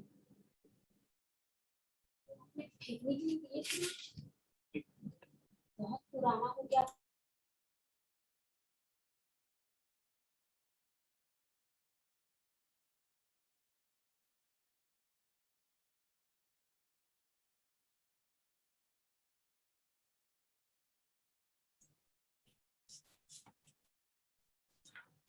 तो वो कहते हैं कि पेशेंट को समझना चाहिए कि आपके पास और कुछ है ना हो, आपके पास प्यार बांटने के लिए है, और वास्तव में अपनी सुंदरता को देखें, अपनी सेल्फ वर्थ को पहचाने, इनोसेंस, इंटीग्रिटी, करेज को देखना चाहिए आपको। और जो आपके में ये डर या दूसरे इमोशंस डार्क साइड के आ रहे हैं, तो उनको भी आपको स्वीकार करना है। आपको ज्यादा से ज्यादा ग्राउंडेड रहना है और पृथ्वी पर प्रेजेंट रहना है, क्योंकि इस टाइम में जैसे आगे चल के जरूर बताती हूँ, ग्राउंडेड का अर्थ तो आप समझ ही गए। तो मिकाएला अपनी आत्मा में अपने पुराने दर्द के साथ शांति बनाना चाहती थी। उसकी इनर वॉइस काफी चिल्ला चिल्ला के उसको भटकाती थी, उसको अंदर में बड़ी आवाजें आती थी कि क्या हो रहा है। उस समय उसको समझ में नहीं आता था कि मैं कैसे अपने को हील करूं। थोड़ा सा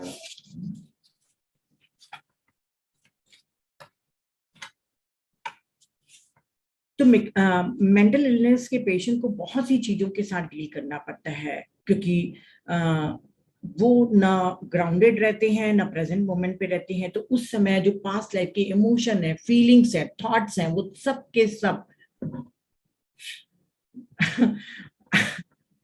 आपके पास आते हैं। आप उसको इंटीग्रेट नहीं कर पाते, इसलिए इंटीग्रेट नहीं कर पाते क्योंकि आप ग्राउंडेड नहीं है।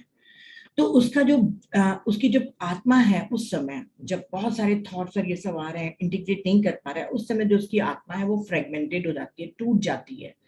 इसी के लिए कहा जाता है कि उसको ग्राउंडेड होना है। ग्राउंडेड होने का एक ही तरीका है, मेडिटेशन कर लो, है ना, और नेचर के पास चले जाओ। तो उस समय आत्मा फ्रेगमेंटेड हो जाती है और कोई आत्मा के पास अर्थली एंकर नहीं होता है। इस समय आत्मा को लगता है कि बिल्कुल वो खो गई है, क्योंकि वो समझ ही नहीं पा रही है कि जो ये आवाजें आ रही है या ये जो विजुअल्स दिख रहे हैं वो कहाँ से आ रहे हैं, क्या हो रहा है। तो सोल अपने आप को टोटली समझती है कि मैं लॉस्ट हो गई। उस समय आपको हेलुसिनेशंस और डिप्रेशन आएगा। हेलुसिनेशंस मोस्टली जो हाईली डिप्रेस लोग होते हैं उन्हीं को आता है। तो अब हम उनको कैसे मदद करें, ये हम समझ भी गए कि उनकी पास्ट लाइफ की काफी आवाजें वगैरह सब कुछ आ रही हैं और इमोशन आ रहे हैं। अब वो इंटीग्रेट नहीं कर पा रहे कि उसकी मीनिंग क्या है, क्योंकि वो ग्राउंडेड नहीं है, क्योंकि वो पृथ्वी पर नहीं है, वो किसी दूसरे रेल्म्स में है, दूसरे जगह पर है। तो हम उसकी कैसे मदद करें? तो हमको किसी भी तरीके से उनको सोल से कनेक्ट करना सिखाना है, उनके अंदर की लाइट को महसूस करने के लिए बताना है। भले ही वो बहुत अजीब तरीके से रिएक्ट करती हूँ या उनसे आप कम्युनिकेट नहीं कर पा रहे हो, तब भी उनको समझाना है कि वो प्रेजेंट मोमेंट पे रहे और कम्युनिकेट करने में उनको हेल्प करें। हेलुसिनेशंस और साइकोसिस जो मनोविकृति कहते हैं, उस समय में शरीर के बाहर वो आत्मा रहती है, किसी और डायमेंशन में रहती है, और व्यक्ति वहां पर जो भी कुछ देखता है, सुनता है, उसको वो इंटीग्रेट नहीं कर पा रहा है। पर हर एक का एक अर्थ है, ऐसा नहीं कि वो कोई कल्पना कर रहा है, बाकायदा उसका कोई अर्थ है। अगर उस समय उसको बॉडी और अर्थ के बीच में उसकी लिंक पूरी हो जाए, मतलब वो बहुत इंपॉर्टेंट है उसकी बॉडी और अर्थ के बीच में लिंक होना, उस समय अगर वो लिंक हो जाए तो उसके सारे अर्थों को वो समझ सकता है। जो भी वो अनुभव कर रहा है उसमें कोई ना कोई मीनिंग जरूर है। पर ये उसके लिए भी मुश्किल होता है जो मेंटली इल है, और जो उसके आसपास के लोग रहते हैं वो भी परेशान होती है कि उसको क्या दिख रहा है। जैसे कोई कहेगा कि मुझे सांप दिख रहा है, मुझे वो पुलिस आके बंदूक लेके मार रहा है। मैंने बहुत ऐसे पेशेंट लोगों के बारे में सुना है, और भी बताऊंगी लास्ट में। तो हमको समझ में नहीं आता कि वो क्या देख रहा है, पर वो किसी दूसरे डायमेंशन में देख रहा है। ये समझना इंपॉर्टेंट है कि उसके अंदर क्या चल रहा है। उसको बाहर से हम फिक्स करने की कोशिश कभी भी नहीं करनी चाहिए। हमको कोई स्पिरिचुअल अप्रोच करना चाहिए, उसको ऐसे हीलर के पास ले जाए जो उस पेशेंट की सोल से कनेक्ट हो सके। और उस समय क्या होता है कि शरीर पर भी ध्यान देने के लिए बोला जाता है। जैसे आप मेंटली जो इल हैं उन लोग के आप देखेंगे जो दवाइयां दी जाती हैं उनको बहुत सोने के लिए दिया जाता है, क्योंकि शरीर बहुत इंपॉर्टेंट है। हमारी सोल किससे जुड़ी हुई है? हमारे शरीर से तो जुड़ी हुई है। तो उस समय क्या होता है कि वो जो स्पिरिचुअल हीलर के पास लेके जाए तो उसकी सोल से तो उसको कनेक्ट कराए, पर शरीर पर भी ध्यान देने के लिए उसको कहे, क्योंकि शरीर ही एक ऐसा एंकर है जिसमें आत्मा को जुड़ने की जरूरत है। कभी कभी उनको ज्यादा सोने के लिए या ज्यादा खाने के लिए भी बोलना बहुत महत्वपूर्ण हो जाता है, पर असली हीलिंग क्या है? खाना, सोना, ये बहुत जरूरी है क्योंकि वो अर्थ और अपने शरीर से जुड़ाव महसूस करेगा, पर उसके सबसे ज्यादा इम्पोर्टेंट है उसको अपनी सोल से कनेक्ट कराना। जब यीशु पैदा हुए थे और मतलब यीशु मसीह थे, तो उन्होंने काफी मेंटली इल लोगों को ठीक किया था। आप लोग ने भी काफी स्टोरीज सुनी होंगी ऐसे। तो रॉबर्ट श्वार्ट्ज बोलता है कि आप कैसे हील करते थे? तो जेशुआ कहता है कि उस समय में ऐसे लोग बहुत सेंसिटिव होते हैं, जिन लोग को हेलुसिनेशंस या डिप्रेशन वगैरह होता है, वो बहुत सेंसिटिव होते हैं। ये कोई डिसऑर्डर नहीं है, ये उनके लिए बहुत ही अच्छी गिफ्ट है। मैं उनके साथ क्या करता था, उनकी सोल से कनेक्ट हो जाता था। और हर सोल के पास अपनी एक सेल्फ फीलिंग है। मैं सिर्फ अपनी एनर्जी को ट्रांसमिशन कराता था, शब्दों से नहीं, और न ही कोई दूसरी चीजों को। सिर्फ अपनी उनकी आंखों में मैं देखता था और वो मेरी आंखों में देखते थे, और मेरी आंखों में देखते देखते वो पहचान जाते थे कि उनका ट्रू सेल्फ क्या है। वो सोल है, वो लाइट बीइंग है, और वो तुरंत हील हो जाते थे। पर कई लोगों को टाइम लगता था, तो मैं वो ट्रांसमिशन ऑफ एनर्जी करता था। पर हमारे पास तो जीसस नहीं है ना, तो आ, कुछ लोगों को टाइम लगता था। रॉबर्ट शॉर्ट बोलता है कि मेंटल इलनेस जैसे आप बता रहे हैं कि सेंसिटिव है, ये है, तो क्या हम इसको ऐसा नाम दें कि मेंटल इलनेस ना बोल के हम इसको कहें कि लैक ऑफ लव है? तो जेशुआ बोलता है बिल्कुल सही शब्द बोल रहे हो। मेंटल इलनेस का अर्थ है प्यार का अभाव, अपने आत्मा के संपर्क का अभाव। ये शब्द हमको यूज करना चाहिए, क्योंकि जो इस दौर से गुजर रहे हैं वो अपने एसेंस, अपनी आत्मा से संपर्क टूट गया। और हमारी आत्मा क्या है? Love, joy, peace and creativity. और ये चारों चीजें मेंटली इल में नहीं होती है। तो इसको जानने के लिए टाइम लगता है, क्योंकि अर्थ पर जिशवा कहते हैं कि इतनी जजमेंट है, इतनी जजमेंट है कि बचपन से ही एक बच्चे को जज करना सिखा देते हैं, और वो खुद जब ऐसी पीड़ा से गुजरता है तो सबसे ज्यादा खुद को सेल्फ जज करता है। एक तो जजमेंट है पूरे सोसाइटी की कि मेंटली इलनेस बहुत ही गंदी बीमारी है, इससे ठीक नहीं हो सकते, इसको पागल बोलते हैं। वो एक तो कंसेप्शन, वो क्या बोलते हैं, मिसकंसेप्शन है ही। पर वो अपने को भी बहुत ज्यादा सेल्फ जज करने लग जाता है, और इसके कारण उसकी हीलिंग में रुकावट आती है।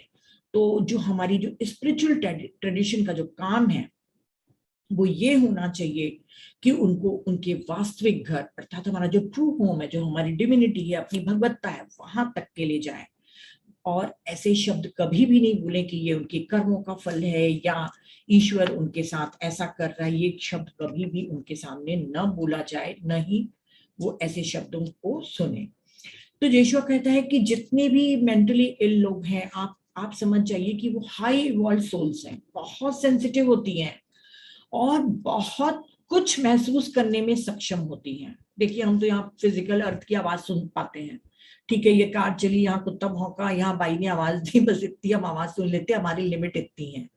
पर ये जो सेंसिटिव हाई इवॉल्व सोल्स हैं, वो सिर्फ यहाँ की नहीं, बहुत इतना इतना ज्यादा इन लोग महसूस करती हैं, इतनी सक्षम होती हैं कि वो कई कई पास्ट लाइफ की मानसिक अवस्थाओं और उनके जो इमोशन होती हैं उनको भी वो महसूस कर पाती हैं। और इसी कारण जब वो इंटीग्रेटेड नहीं कर पाती हैं, इसी के कारण वो ऐसी मानसिक अवस्थाओं में फंस जाते हैं, स्टक हो जाते हैं। तो हम सिर्फ यहीं की आवाज सुन रहे हैं, यही रियल्म में देख रहे हैं, पर वो और भी अधिक महसूस करने में सक्षम होते हैं। अब मिकेला के बारे में जोशुआ बताता है कि मिकेला ने जैसे मिकेला की जैसे सोल फैमिली है, उसमें ऐसी बहुत सारी सोल है उसकी सोल फैमिली में कि जिसकी लाइफ बिल्कुल मिकेला के समान ही वायलेंस और इतने ट्रॉमास वगैरह सबको देखते हुए आगे बढ़ी थी। अब जब इसने मिकेला ने अपने को ठीक कर दिया, तो उसने एक एनर्जी ट्रेल बना दी, एक एनर्जी का पाथ बना दिया उसने, है ना, रास्ता बना दिया। अब दूसरी जो सोल्स हैं उसकी सोल फैमिली की, वो भी उसको फॉलो करेंगी। हम नहीं समझ पाते हैं, पर फिर भी मैं आपको बता रही हूँ कि वो फॉलो करती है। मतलब हम अपने सोल ग्रुप को नहीं, अपनी पूरी सोल फैमिली को हील करते हैं। इतनी बड़ी रिस्पॉन्सिबिलिटी है मेंटली इन लोग के पास, तो हमको प्यार से उनके साथ पेश आना चाहिए।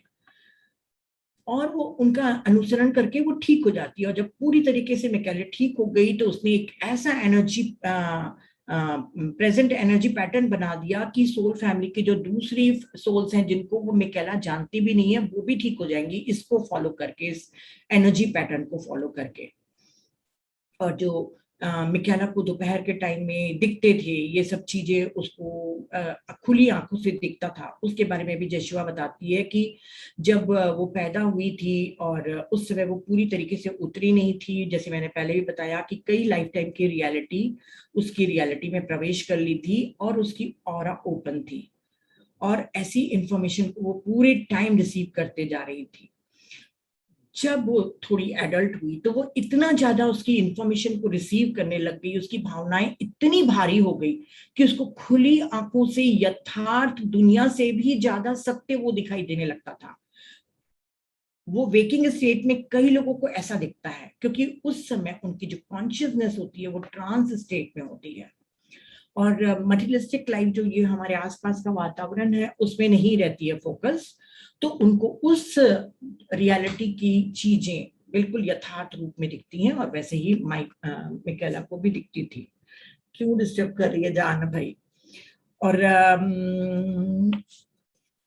ओसीडी के बारे में जो बताऊंगी, बाइपोलर वगैरह सब छोड़ दे रही हूँ, ओसीडी के बारे में बताऊंगी कि जो उसके में जो डर था, किसी भी इंसान को जो अगर ओसीडी है तो उसके बारे में मैं कहना चाह रही हूँ कि आपकी कोई ना कोई एक ऐसी फियर की एनर्जी है, इमोशंस है जो आपको कंट्रोल कर रहे हैं और आप उसको उससे भागने के लिए आप तरह तरह के बिहेवियर या रिचुअल्स करते हैं क्योंकि आपका मन अटक जाता है, आप उस डर से दूर भागना चाहते हैं, तब ऐसा डिसऑर्डर बिहेवियर करते हैं।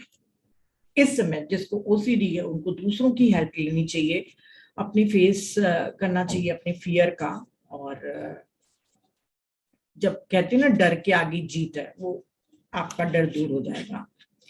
और मिकेला के बारे में जोशुआ कहते हैं कि वो ओवर सेंसिटिव थी, उसको कई पिछले जन्मों की आवाजें भी आ रही थी, मतलब जब उसको आवाजें सुनाई देती थी तो जोशुआ से पूछता है कि वो आवाजें कहाँ से उसको सुनाई देती थी। कई लोगों को सुनाई भी देती हैं कि ये बोला जा रहा है, जो जो मुझे लगा ना मैंने वही वाला पॉइंट लिखा है। तो मिकेला को जो आवाजें आ रही थी वो पिछले जन्मों की भी थी जो उसके रियलिटीज की थी, या जो मर चुके हैं उसके पहचान वाले उनकी भी आवाजें हो सकती हैं, या एस्ट्रल वर्ल्ड की भी वो आवाजों को कैच करती थी। वो इतनी सेंसिटिव थी, क्लियर ऑडियंट थी कि वो बहुत बहुत डायमेंशंस की आवाज को क्लियरली सुन पाती थी। तो इसके लिए उपाय क्या है कि आपको अपने शरीर में पूरी तरीके से ग्राउंडेड हो जाना है, प्रवेश कर लेना है, तब आपका एनर्जी फील्ड क्लोज हो जाता है। ये नेचुरल सेफ्टी है जो हम सबके पास है। और जो भी हमारे पिछले जन्मों से जो हमारी एंजाइटी है या जो हमारी दुख भरी यादें हैं वो देखने की जो जिसके कारण हमको समस्याएं आती हैं, मतलब जो एंजाइटी है हमारे पिछले जन्मों की या जो मेमोरीज हैं उनसे भी निजात पाने का एक ही तरीका है कि आप अपने बॉडी में पूरी तरीके से इमर्ज हो जाओ, कोई भी रेजिस्टेंस मत करिए। रेजिस्टेंस के बारे में बहुत कुछ लिखा हुआ है। इमर्ज होना अपने बॉडी में वही है ग्राउंडेड, और उसका एक ही उपाय है आपको मेडिटेशन और नेचर के पास रहना या प्रेजेंट मोमेंट पे रहना, ऐसा है।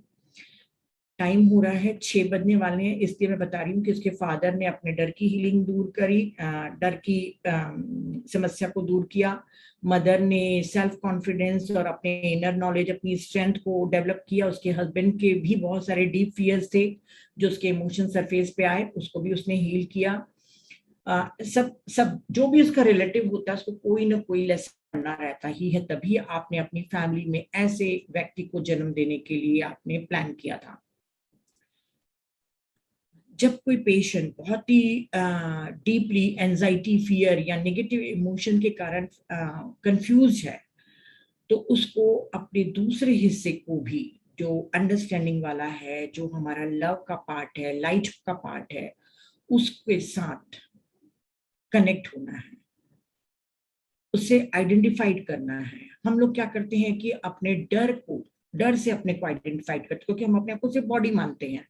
तो जैसे हमारे में कोई डर आया तो हम अपने बॉडी को आइडेंटिफाइड करेंगे, उसी तरीके से हम डर को आइडेंटिफाइड करेंगे। तो उन्होंने कहा कि जो हमारा लाइट पार्ट है, जो हमारा प्रकाश रूप है, अपना जो ट्रू सेल्फ है, उसको पहचानिए आप, और जब कोई डर आएगा तो आप कैसे, एक बच्चा अगर मान लीजिए आपके पास आता है तो आप कैसे उसके साथ डील करते हैं? अच्छा बेटा बताओ तुमको क्या हो गया, अच्छा ऐसा, क्योंकि आपको मालूम है कि आप उसके प्रॉब्लम्स को आप सॉल्व कर देंगे, आप उससे बड़े हैं, तो आप कैसे बच्चे के हर समस्या को सॉल्व कर लेते हैं? तो बिल्कुल अपने जो वो डिवाइन सेल्फ है उसको आप एक बड़ा आदमी मानिए और अपने डर को एक छोटा बच्चा मानिए, और समझिए वो जो डिवाइन है, पावर है जिसको गॉड कहते हो, वो उसको हील कर देगा।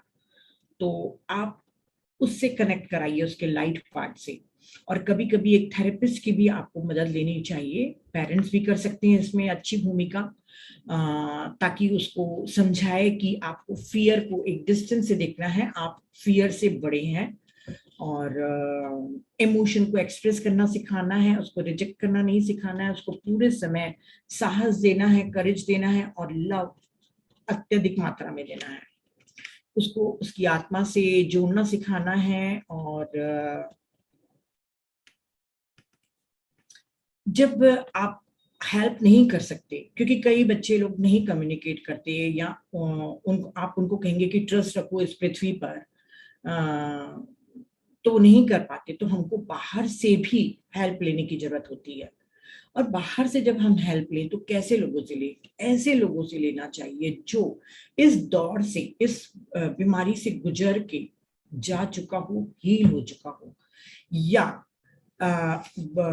एक अच्छा व्यक्ति जो अनुभवी हो, जिसको दूसरे की आत्मा से कनेक्ट करने की कला आती हो, स्पिरिचुअली वो इतना इन्वॉल्व हो कि उसकी आत्मा से कनेक्ट हो सके, क्योंकि बाहर की तौर पे उससे ना कम्युनिकेशन फायदा देगा ना कुछ देगा, सीधा उसको सोल से कनेक्ट होने के लिए ही करना चाहिए। तो ऐसे थेरेपिस्ट को जो उसके भीतर को समझने में सक्षम हो, ऐसे लोगों को आप अपॉइंट करिए, उनसे आप उनकी हेल्प कराइए। और कई सोल्स जैसे मिकेला है, उसने क्या किया, खुद पहले पेशेंट बनी, खुद अपनी आत्मा को, अपनी पूरी रियलिटीज को हील किया, फिर ऐसे लोगों की हीलर बनी। कई बार आत्मा एक मिशन के रूप में लेके आती है कि पहले मैं उस चीज को महसूस करूंगी, हमको लगेगा ना कि सिर्फ एक हीलर बनने के लिए क्या उसने किया, मिकेला ने नहीं, उसने अपने पूरी लाइफ टाइम की उसको भी उसने हील किया था।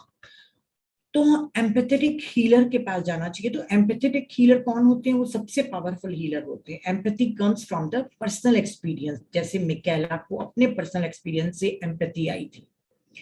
हम लोग जब एब्यूसिव रिलेशनशिप समझ रहे थे तब आपने देखा था ना कि कैथरीन जब अपने पति से मार और डांट खा के इवॉल्व हुई, हील हुई, तब उसने ऐसे लोगों की मदद की जो ऐसे हस्बैंड के साथ फिजिकली अब्यूज हो रहे हैं। क्योंकि जब हम उस अनुभव से गुजरते हैं, हमारे में एम्पैथी आती है कि हमको मालूम रहता है ना कि हम कैसे दर्द सहे थे, तो हमारे सामने ठीक वैसा ही कोई व्यक्ति आता है, तो हमारे में एम्पैथी के कारण हम उसको और अपने 100% दे पाते हैं, उसकी बातों को समझ पाते हैं। तो एम्पैथी वाले लोगों के पास जाओ। अभी जो ट्रेडिशनल साइकोथेरेपी चल रही है, या कन्वेंशनल थेरेपी जिसको कहें, कि दवाइयां दे रहे हैं, कुछ एक मॉडलिटीज उनको पकड़ा दे रहे हैं, या सिर्फ पास्ट लाइफ करा रहे हैं, तो उन्होंने कहा, जशुआ ने कहा कि यहाँ पर आपका सोल का पर्सपेक्टिव होना जरूरी है। क्योंकि बाकी जो साइकेट्रिस्ट हैं या साइकोलॉजिस्ट हैं, उन लोग क्या करते हैं, सिर्फ बॉडी के फ्रेम के रूप में उसको देख रहे हैं, उस आदमी को कि इसको बीमारी है, उसका मन है। अब काफी हो गया है एडवांस, अब काफी लोग मेडिटेशन को भी इंक्लूड करने लग गए, पर फिर भी कई लोग मेडिटेशन को नहीं इंक्लूड करते हैं। इसलिए मैं आपको ये पॉइंट मैंने लिखा था, क्योंकि हे भगवान, एक मेरी फ्रेंड थी जो अभी भी पता नहीं है कि नहीं है, मुझे नहीं मालूम आज है कि नहीं है। जब उसका बालाजी हॉस्पिटल में हाई डोज से चल रहा था डिप्रेशन का इलाज, और वो मेरे से सीखी थी मेडिटेशन, और काफी कुछ कर रही थी मेडिटेशन वगैरह, पिरामिड वगैरह लगाकर। तो उसने कहा कि मैं डॉक्टर को बता दूं क्या अपने कि मैं मेडिटेशन कर रही हूँ? तो मैंने कहा इट्स योर चॉइस, बता दो। मुझे नहीं मालूम था कि बालाजी जो इतना बड़ा हॉस्पिटल है रायपुर का, उसका डॉक्टर मुझे फोन करके मुझसे तहकीकात करेगा। मैंने कहा ठीक है बता दो। 2 दिन के बाद उसका फोन आया कि मेरा डॉक्टर आपसे बात करना चाहता है। तो मैंने कहा ठीक है दो। जब मैंने बात किया तो आश्चर्य लग रहा था कि उसका डॉक्टर मेरे से पूछा, आप क्या करा रहे हैं मैडम, आपको मालूम है कि उसको कितना सीवियर प्रॉब्लम है? मैंने कहा मालूम है सर, डिप्रेशन का इलाज सिर्फ एक ही है, मेडिटेशन, और कुछ नहीं है। आप अपनी दवाइयां जारी करिए, मैं आपकी दवाइयां बंद करने के लिए नहीं बोल रही हूँ, मैं इसलिए बोली ताकि उसको ये ना लगे कि उसकी फीस कम हो जाएगी, एक पेशेंट कम हो जाएगा। तो मैंने कहा मैंने उसको दवाइयां बंद करने के लिए नहीं बोला है, मैं सिर्फ कौन सा मेडिटेशन आप करा रहे हैं, क्या कराते हैं आप, इसमें इससे क्या होता है, अब बताइए। बालाजी हॉस्पिटल जैसा आदमी जिसको मेडिटेशन नहीं मालूम, इसीलिए मैंने ये लिखा कि जो आज के साइकोलॉजिस्ट हैं या साइकेट्रिस्ट हैं, काफी लोग इंक्लूड कर रहे हैं, पर कई लोग अभी भी मेडिटेशन की वैल्यू को नहीं समझ रहे हैं और सिर्फ दवाइयां देकर सुला रहे हैं, उसकी डोजेस हाई करते जा रहे हैं। उस लड़की की इतनी डोज हाई कर रहे हैं, कभी वो एकदम ठीक हो जाती है, कभी वो बिल्कुल अनबैलेंस हो जाती है। तो चलिए, तो वहां पे पर्सपेक्टिव सोल का रहना चाहिए, क्योंकि यहाँ पर जो उस मेंटली इलनेस का है, यहाँ पे उसकी बॉडी से कोई मतलब नहीं है, उसकी इस जन्म की रियलिटी से कोई मतलब नहीं है। यहाँ पे उसकी सब पास्ट लाइफ की एनर्जी रोल प्ले कर रही है, वही पूरा ये नाटक खेल खेल रही है। तो उन्होंने कहा है कि उसकी सोल से कनेक्शन, उसकी जो सेल्फ हीलिंग है, उसकी जो एबिलिटी है, वो कुछ एक लोग ही, साइकेट्रिस्ट लोग उसको बताते हैं, आप उनको बताइए। और थेरेपिस्ट, अगर बहुत, जो थेरेपिस्ट के पास आप लेके जा रहे हैं, उसकी एनर्जी अगर अच्छी रही तो उसकी हील में मदद होती है। जैसे देखिए, मैं किसी से बात करती हूँ तो मेरी एनर्जी और उसकी एनर्जी एक दूसरे में ट्रांसमिट होती है ना। तो यदि कोई थेरेपिस्ट है, मैं थेरेपिस्ट नहीं हूँ, मैं आप लोगों को बता दूं, जो थेरेपिस्ट होते हैं उनकी एनर्जी अच्छी रहेगी तो वो जल्दी कनेक्ट करेंगे और हील करेंगे। तो आप ऐसे थेरेपिस्ट को ढूंढिए। और सोसाइटी के लिए कहा है जशुआ ने कि एक्सेप्ट करे, इसको लेबलिंग मत करे कि ये कर्मा और ये सब है, और लोगों को समझाए कि अपने इंट्यूशन वगैरह सबको फॉलो करे, मेडिटेशन से जोड़े, सेपरेशन से दूर रखे। मैं बहुत जल्दी जल्दी बता रही हूँ। और ये भी बताए कि ऐसे चीजों को सोल प्लान तभी चुनती है, सोचिए कि अपने ट्रू होम से कितना दूर दूसरे रेल्स में जा रही है। तो ऐसा भी होता है, हमको इन सबको समझना चाहिए। और जो गुजर रहे हैं उनको बहुत ज्यादा प्यार देना चाहिए। वो दर्द में हैं, उनके हाई लेवल, उनके में क्या होता है कि high level of self judgement होता है। वे खुद से नाराज होते हैं, नफरत करते हैं और उनको लगता है कि वो असफल हो गए हैं। बहुत ही उनके लिए दर्दनाक पीड़ा रहती है, क्योंकि वो समझा भी नहीं पाते कि उनके अंदर क्या चल रहा है। तो आप उनको बताइए कि आप खूबसूरत हैं, उनको जीवन पे ट्रस्ट करना सिखाए। अभी भी वो स्टक है, परंतु उनको समझाओ कि एक एनर्जी है ऐसी, जिसको हम गॉड कहें चाहे डिवाइन करें, वो कभी भी आपको जज नहीं करती और वो आपको हमेशा आगे बढ़ने के लिए मदद करते रहती है। लाइफ कभी एंड नहीं होती, मौत कभी भी नहीं होती। ये आपकी एक यात्रा है, इस यात्रा के दौरान आपका ये पड़ाव था, ये बीमारी आई थी, पर आप भरोसा रखो उस डिवाइन पावर पर। वो आप जैसे आप ओपन करेंगे अपने दिल को कि हाँ मुझे ईश्वर की मदद मिलेगी, मुझे सेल्फ हीलिंग करनी है, जैसे आपने बोला, और आपको वो डिवाइन पावर्स आपको हेल्प करने के लिए उपलब्ध हो जाएगी। और ऐसे पेशेंट लोगों के लिए मेडिसिन है, बेस्ट मेडिसिन है सेल्फ लव और सेल्फ एक्सेप्टेंस। वो खुद को प्यार करे, भरपूर प्यार करे, खुद को स्वीकार करें, और जब भी उनके पास कोई भी नकारात्मक विचार या जजमेंट महसूस करें, तब उनको अपने बिल्कुल सेल्फ लव को बढ़ा देना है, उस डिवाइन एनर्जी की तरफ फोकस करना है और अपने आप को उन सबसे बड़ा बताना है। वही बताइए ना, बड़े बच्चे और छोटे बच्चे के समान, कि मैं इस जो भी बीमारी है उससे कहीं ज्यादा हूँ। समस्या छोटी है, समाधान जो हम हैं वो बहुत बड़े हैं। और प्रेम से मतलब अपने से बहुत प्यार करें, क्योंकि प्रेम की जो शक्ति है वो अनंत होती है। और अगर आपको डाउट आता है कि अपने हीलिंग में, तब आप किसी और की हेल्प लीजिए, तब आप बिल्कुल भी हिचकिचाइए नहीं, क्योंकि सभी आत्माएं एक दूसरे के साथ कनेक्टेड हैं और एक बड़ी सेवा में है। और अगर आपको फिर लगता है लाइफ में कि ये बहुत अकेला रास्ता है, मेरे को कोई फिजिकली हेल्प नहीं मिल रही, कोई अच्छा थेरेपिस्ट नहीं मिल रहा है, मैं कैसे करूं, तो यीशु कहता है कि अगर आपके पास कोई फिजिकल हेल्प नहीं है, तब भी आप अपने आसपास की स्पिरिचुअल एनर्जीज जो अर्थ पर है उस पर विश्वास करिए। और आप विश्वास करिए कि इस अर्थ पे आप सिर्फ टेम्पररी रहने आए हैं। जो स्पिरिचुअल एनर्जीज हैं हमारे आसपास, वो आपको हेल्प करेगा, आपकी इस यात्रा को सरल बना देगा, आपके ट्रू होम लव को फील करेंगे आप। और लव को आपको क्रिएट नहीं करना है, ये आपके पास हमेशा से ही है, ये नेचर लॉ है।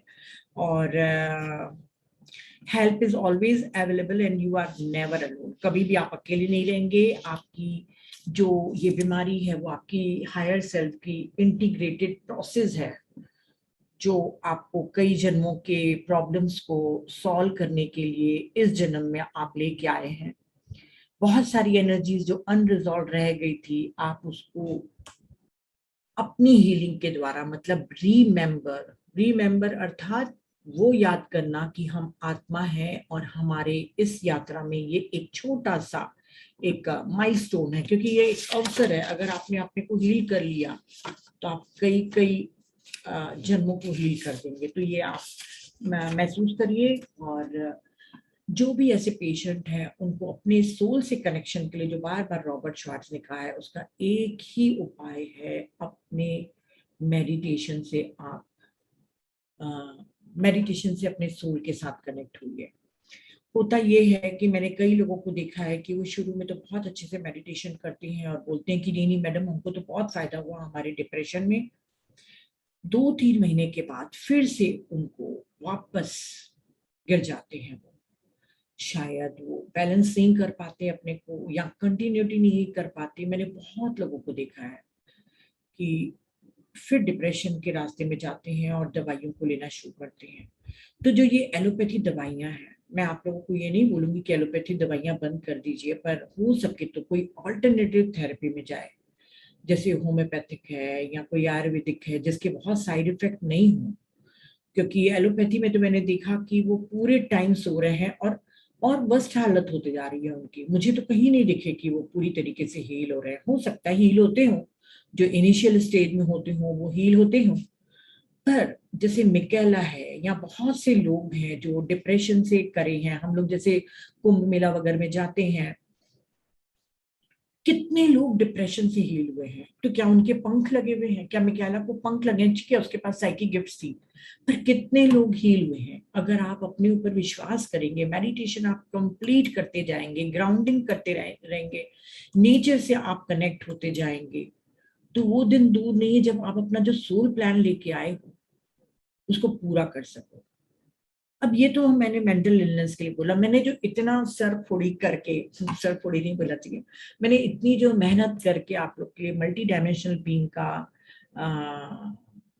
टॉपिक को मैं क्लियर करना चाह रही थी, क्योंकि मेरी इच्छा थी कि कभी मैं आप लोग को थोड़ा, पता नहीं मैं कितना समझा पाई, पर मैं थोड़ा आप लोगों को इसका नॉलेज देना चाह रही थी कि यदि आपको कोई अनरिजॉल्व इश्यूज है, आपके हस्बैंड के प्रति आपको बहुत गुस्सा है, या आपकी मदर इन लॉ के प्रति आपके बहुत एंगर इश्यूज हैं, बहुत बहुत बिल्कुल आप फॉरगिव नहीं कर पा रही हैं, तो आज ये अपनी मल्टी डायमेंशनल बीइंग को देखकर आप सोचिए कि अगर आपने यहाँ पर हील नहीं किया तो आपकी फ्यूचर सेल्फ वैसे ही क्रिएट होएगी। आपके इतने प्रॉब्लम, अनरिजॉल्व इश्यूज इतने हो जाएंगे कि शायद कभी किसी जन्म में हमको भी मेंटल इलनेस के को लेकर अपने कई जन्मों को साफ करना है। ये कई जन्मों का कचरा ही तो साफ कर रहे हैं ना। तो अगर आप चाहते हैं कि आप हायर सेल्फ के अनरिजॉल्व इश्यूज को और कैरी फॉरवर्ड नहीं करें, तो जो आपका करंट लाइफ है वहां पर जो हो रहा है उसको तो आप माफ करिए। वहां पे तो आप सोचिए कि मेरे को इतना अच्छा नॉलेज मिल रहा है, सोल विजडम मिल रहा है, कितना भी सामने वाला चिल्ला ले, गंदी से गंदी बातें कर दे, मुझे फॉरगिव करना है। मुझे फॉरगिव उसके लिए नहीं करनी है, अपने लिए करनी है। मैं जो एक डिवाइन सोल हूं, मैं कई जन्मों से ये जो अनरिजॉल्व इश्यूज लेके आ रही हूँ, हो सकता है जो आपकी मदर इन लॉ हो वो पिछले जन्म में आपका बेटा रही हो, या उसके पिछले जन्म में कुछ और रही हो, वही आप कैरी करते हुए आ रहे हैं। तो अभी भी आपने नहीं रोका तो वही पैटर्न बनता जाएगा, और एक टाइम ऐसा आएगा कि आपके पास इतना गार्बेज इकट्ठा हो जाएगा अपने अनरिजॉल्व इश्यूज का कि शायद इससे भी भयानक आप प्लान करें। तो ये कोई डिजीज नहीं है, ये पूरे जन्मों की उनकी जर्नी के अनरिजॉल्व इश्यूज को हील करने का तरीका है। तो आज से हम कोशिश करेंगे कि कोई भी हमारे सामने जिसको भी मेंटल इलनेस है, उनको हम एक रिस्पेक्ट से देखेंगे और समझेंगे कि वो हाई वॉल सोल्स हैं और अपने पूरे कई जन्मों के काम को करने आई हैं। तो जितना हो सके उनके साथ प्यार से पेश आएंगे, उनको सपोर्ट देंगे। और यदि वो आपके बेलविड हैं, आपके फ्रेंड सर्कल में हैं, तो आप उनको प्लीज मेडिटेशन सिखाइए, उनको सोल से कनेक्ट होना सिखाइए। जिस दिन वो अच्छे से सोल से कनेक्ट हो जाएंगे, उसके बाद जो सेल्फ हीलिंग हर एक का अधिकार है वो खुद ही होते जाएगा। और यदि आपके बस की बात नहीं है उनको मेडिटेशन सिखाना, तो कम से कम उनके घर में पिरामिड लगाइए, क्योंकि पिरामिड एनर्जी से उनकी रिकवरी फास्ट होएगी। उनके घर वालों को कहिए कि आप मेडिटेशन करिए, उसको पिरामिड वाटर पिलाइए और एक अच्छे थेरेपिस्ट के पास आप ले जाइए। मैं थेरेपिस्ट के पास इसलिए रिकमेंड करने के लिए कह रही हूँ क्योंकि मुझे नहीं मालूम कि सामने वाले को जो आपसे टकराएगा वो कितने लेवल तक के उसको डिप्रेशन है। क्योंकि क्या होता है कि छोटे मोटे जो डिप्रेशन होते हैं उसमें तो आदमी सेल्फ हीलिंग करके ठीक भी कर सकता है अपने को, पर जो बहुत ही हाई स्टेज में पहुंच चुके हैं इस डिप्रेशन के, वहां पे इनके सुसाइडल थॉट्स बहुत आते हैं और ऐसे लोग सुसाइड कर लेते हैं। मैं इसलिए बोल रही हूँ क्योंकि सुसाइड चैप्टर को मैंने बहुत अच्छे से समझा है। सुसाइड बहुत वही लोग करते हैं जो डिप्रेस होते हैं। तो हमें नहीं मालूम कि आदमी जो सामने हमारा है, जिसको हेलुसिनेशन हो रहा है या डिप्रेशन हो रहा है या बाइपोलर उसको डिसऑर्डर है, उसका लेवल कहाँ तक के गहरा है। तो ऐसे स्पिरिचुअल थेरेपिस्ट लोगों से आपको कनेक्शन करके, मतलब उनसे संपर्क करके उनकी हीलिंग में मदद करनी है। बाकी अल्टीमेट पावर हमेशा मैं कहूंगी मेडिटेशन, मेडिटेशन, मेडिटेशन, इसके अलावा कुछ भी नहीं है। तो thank you, thank you, thank you, friends. Thank you.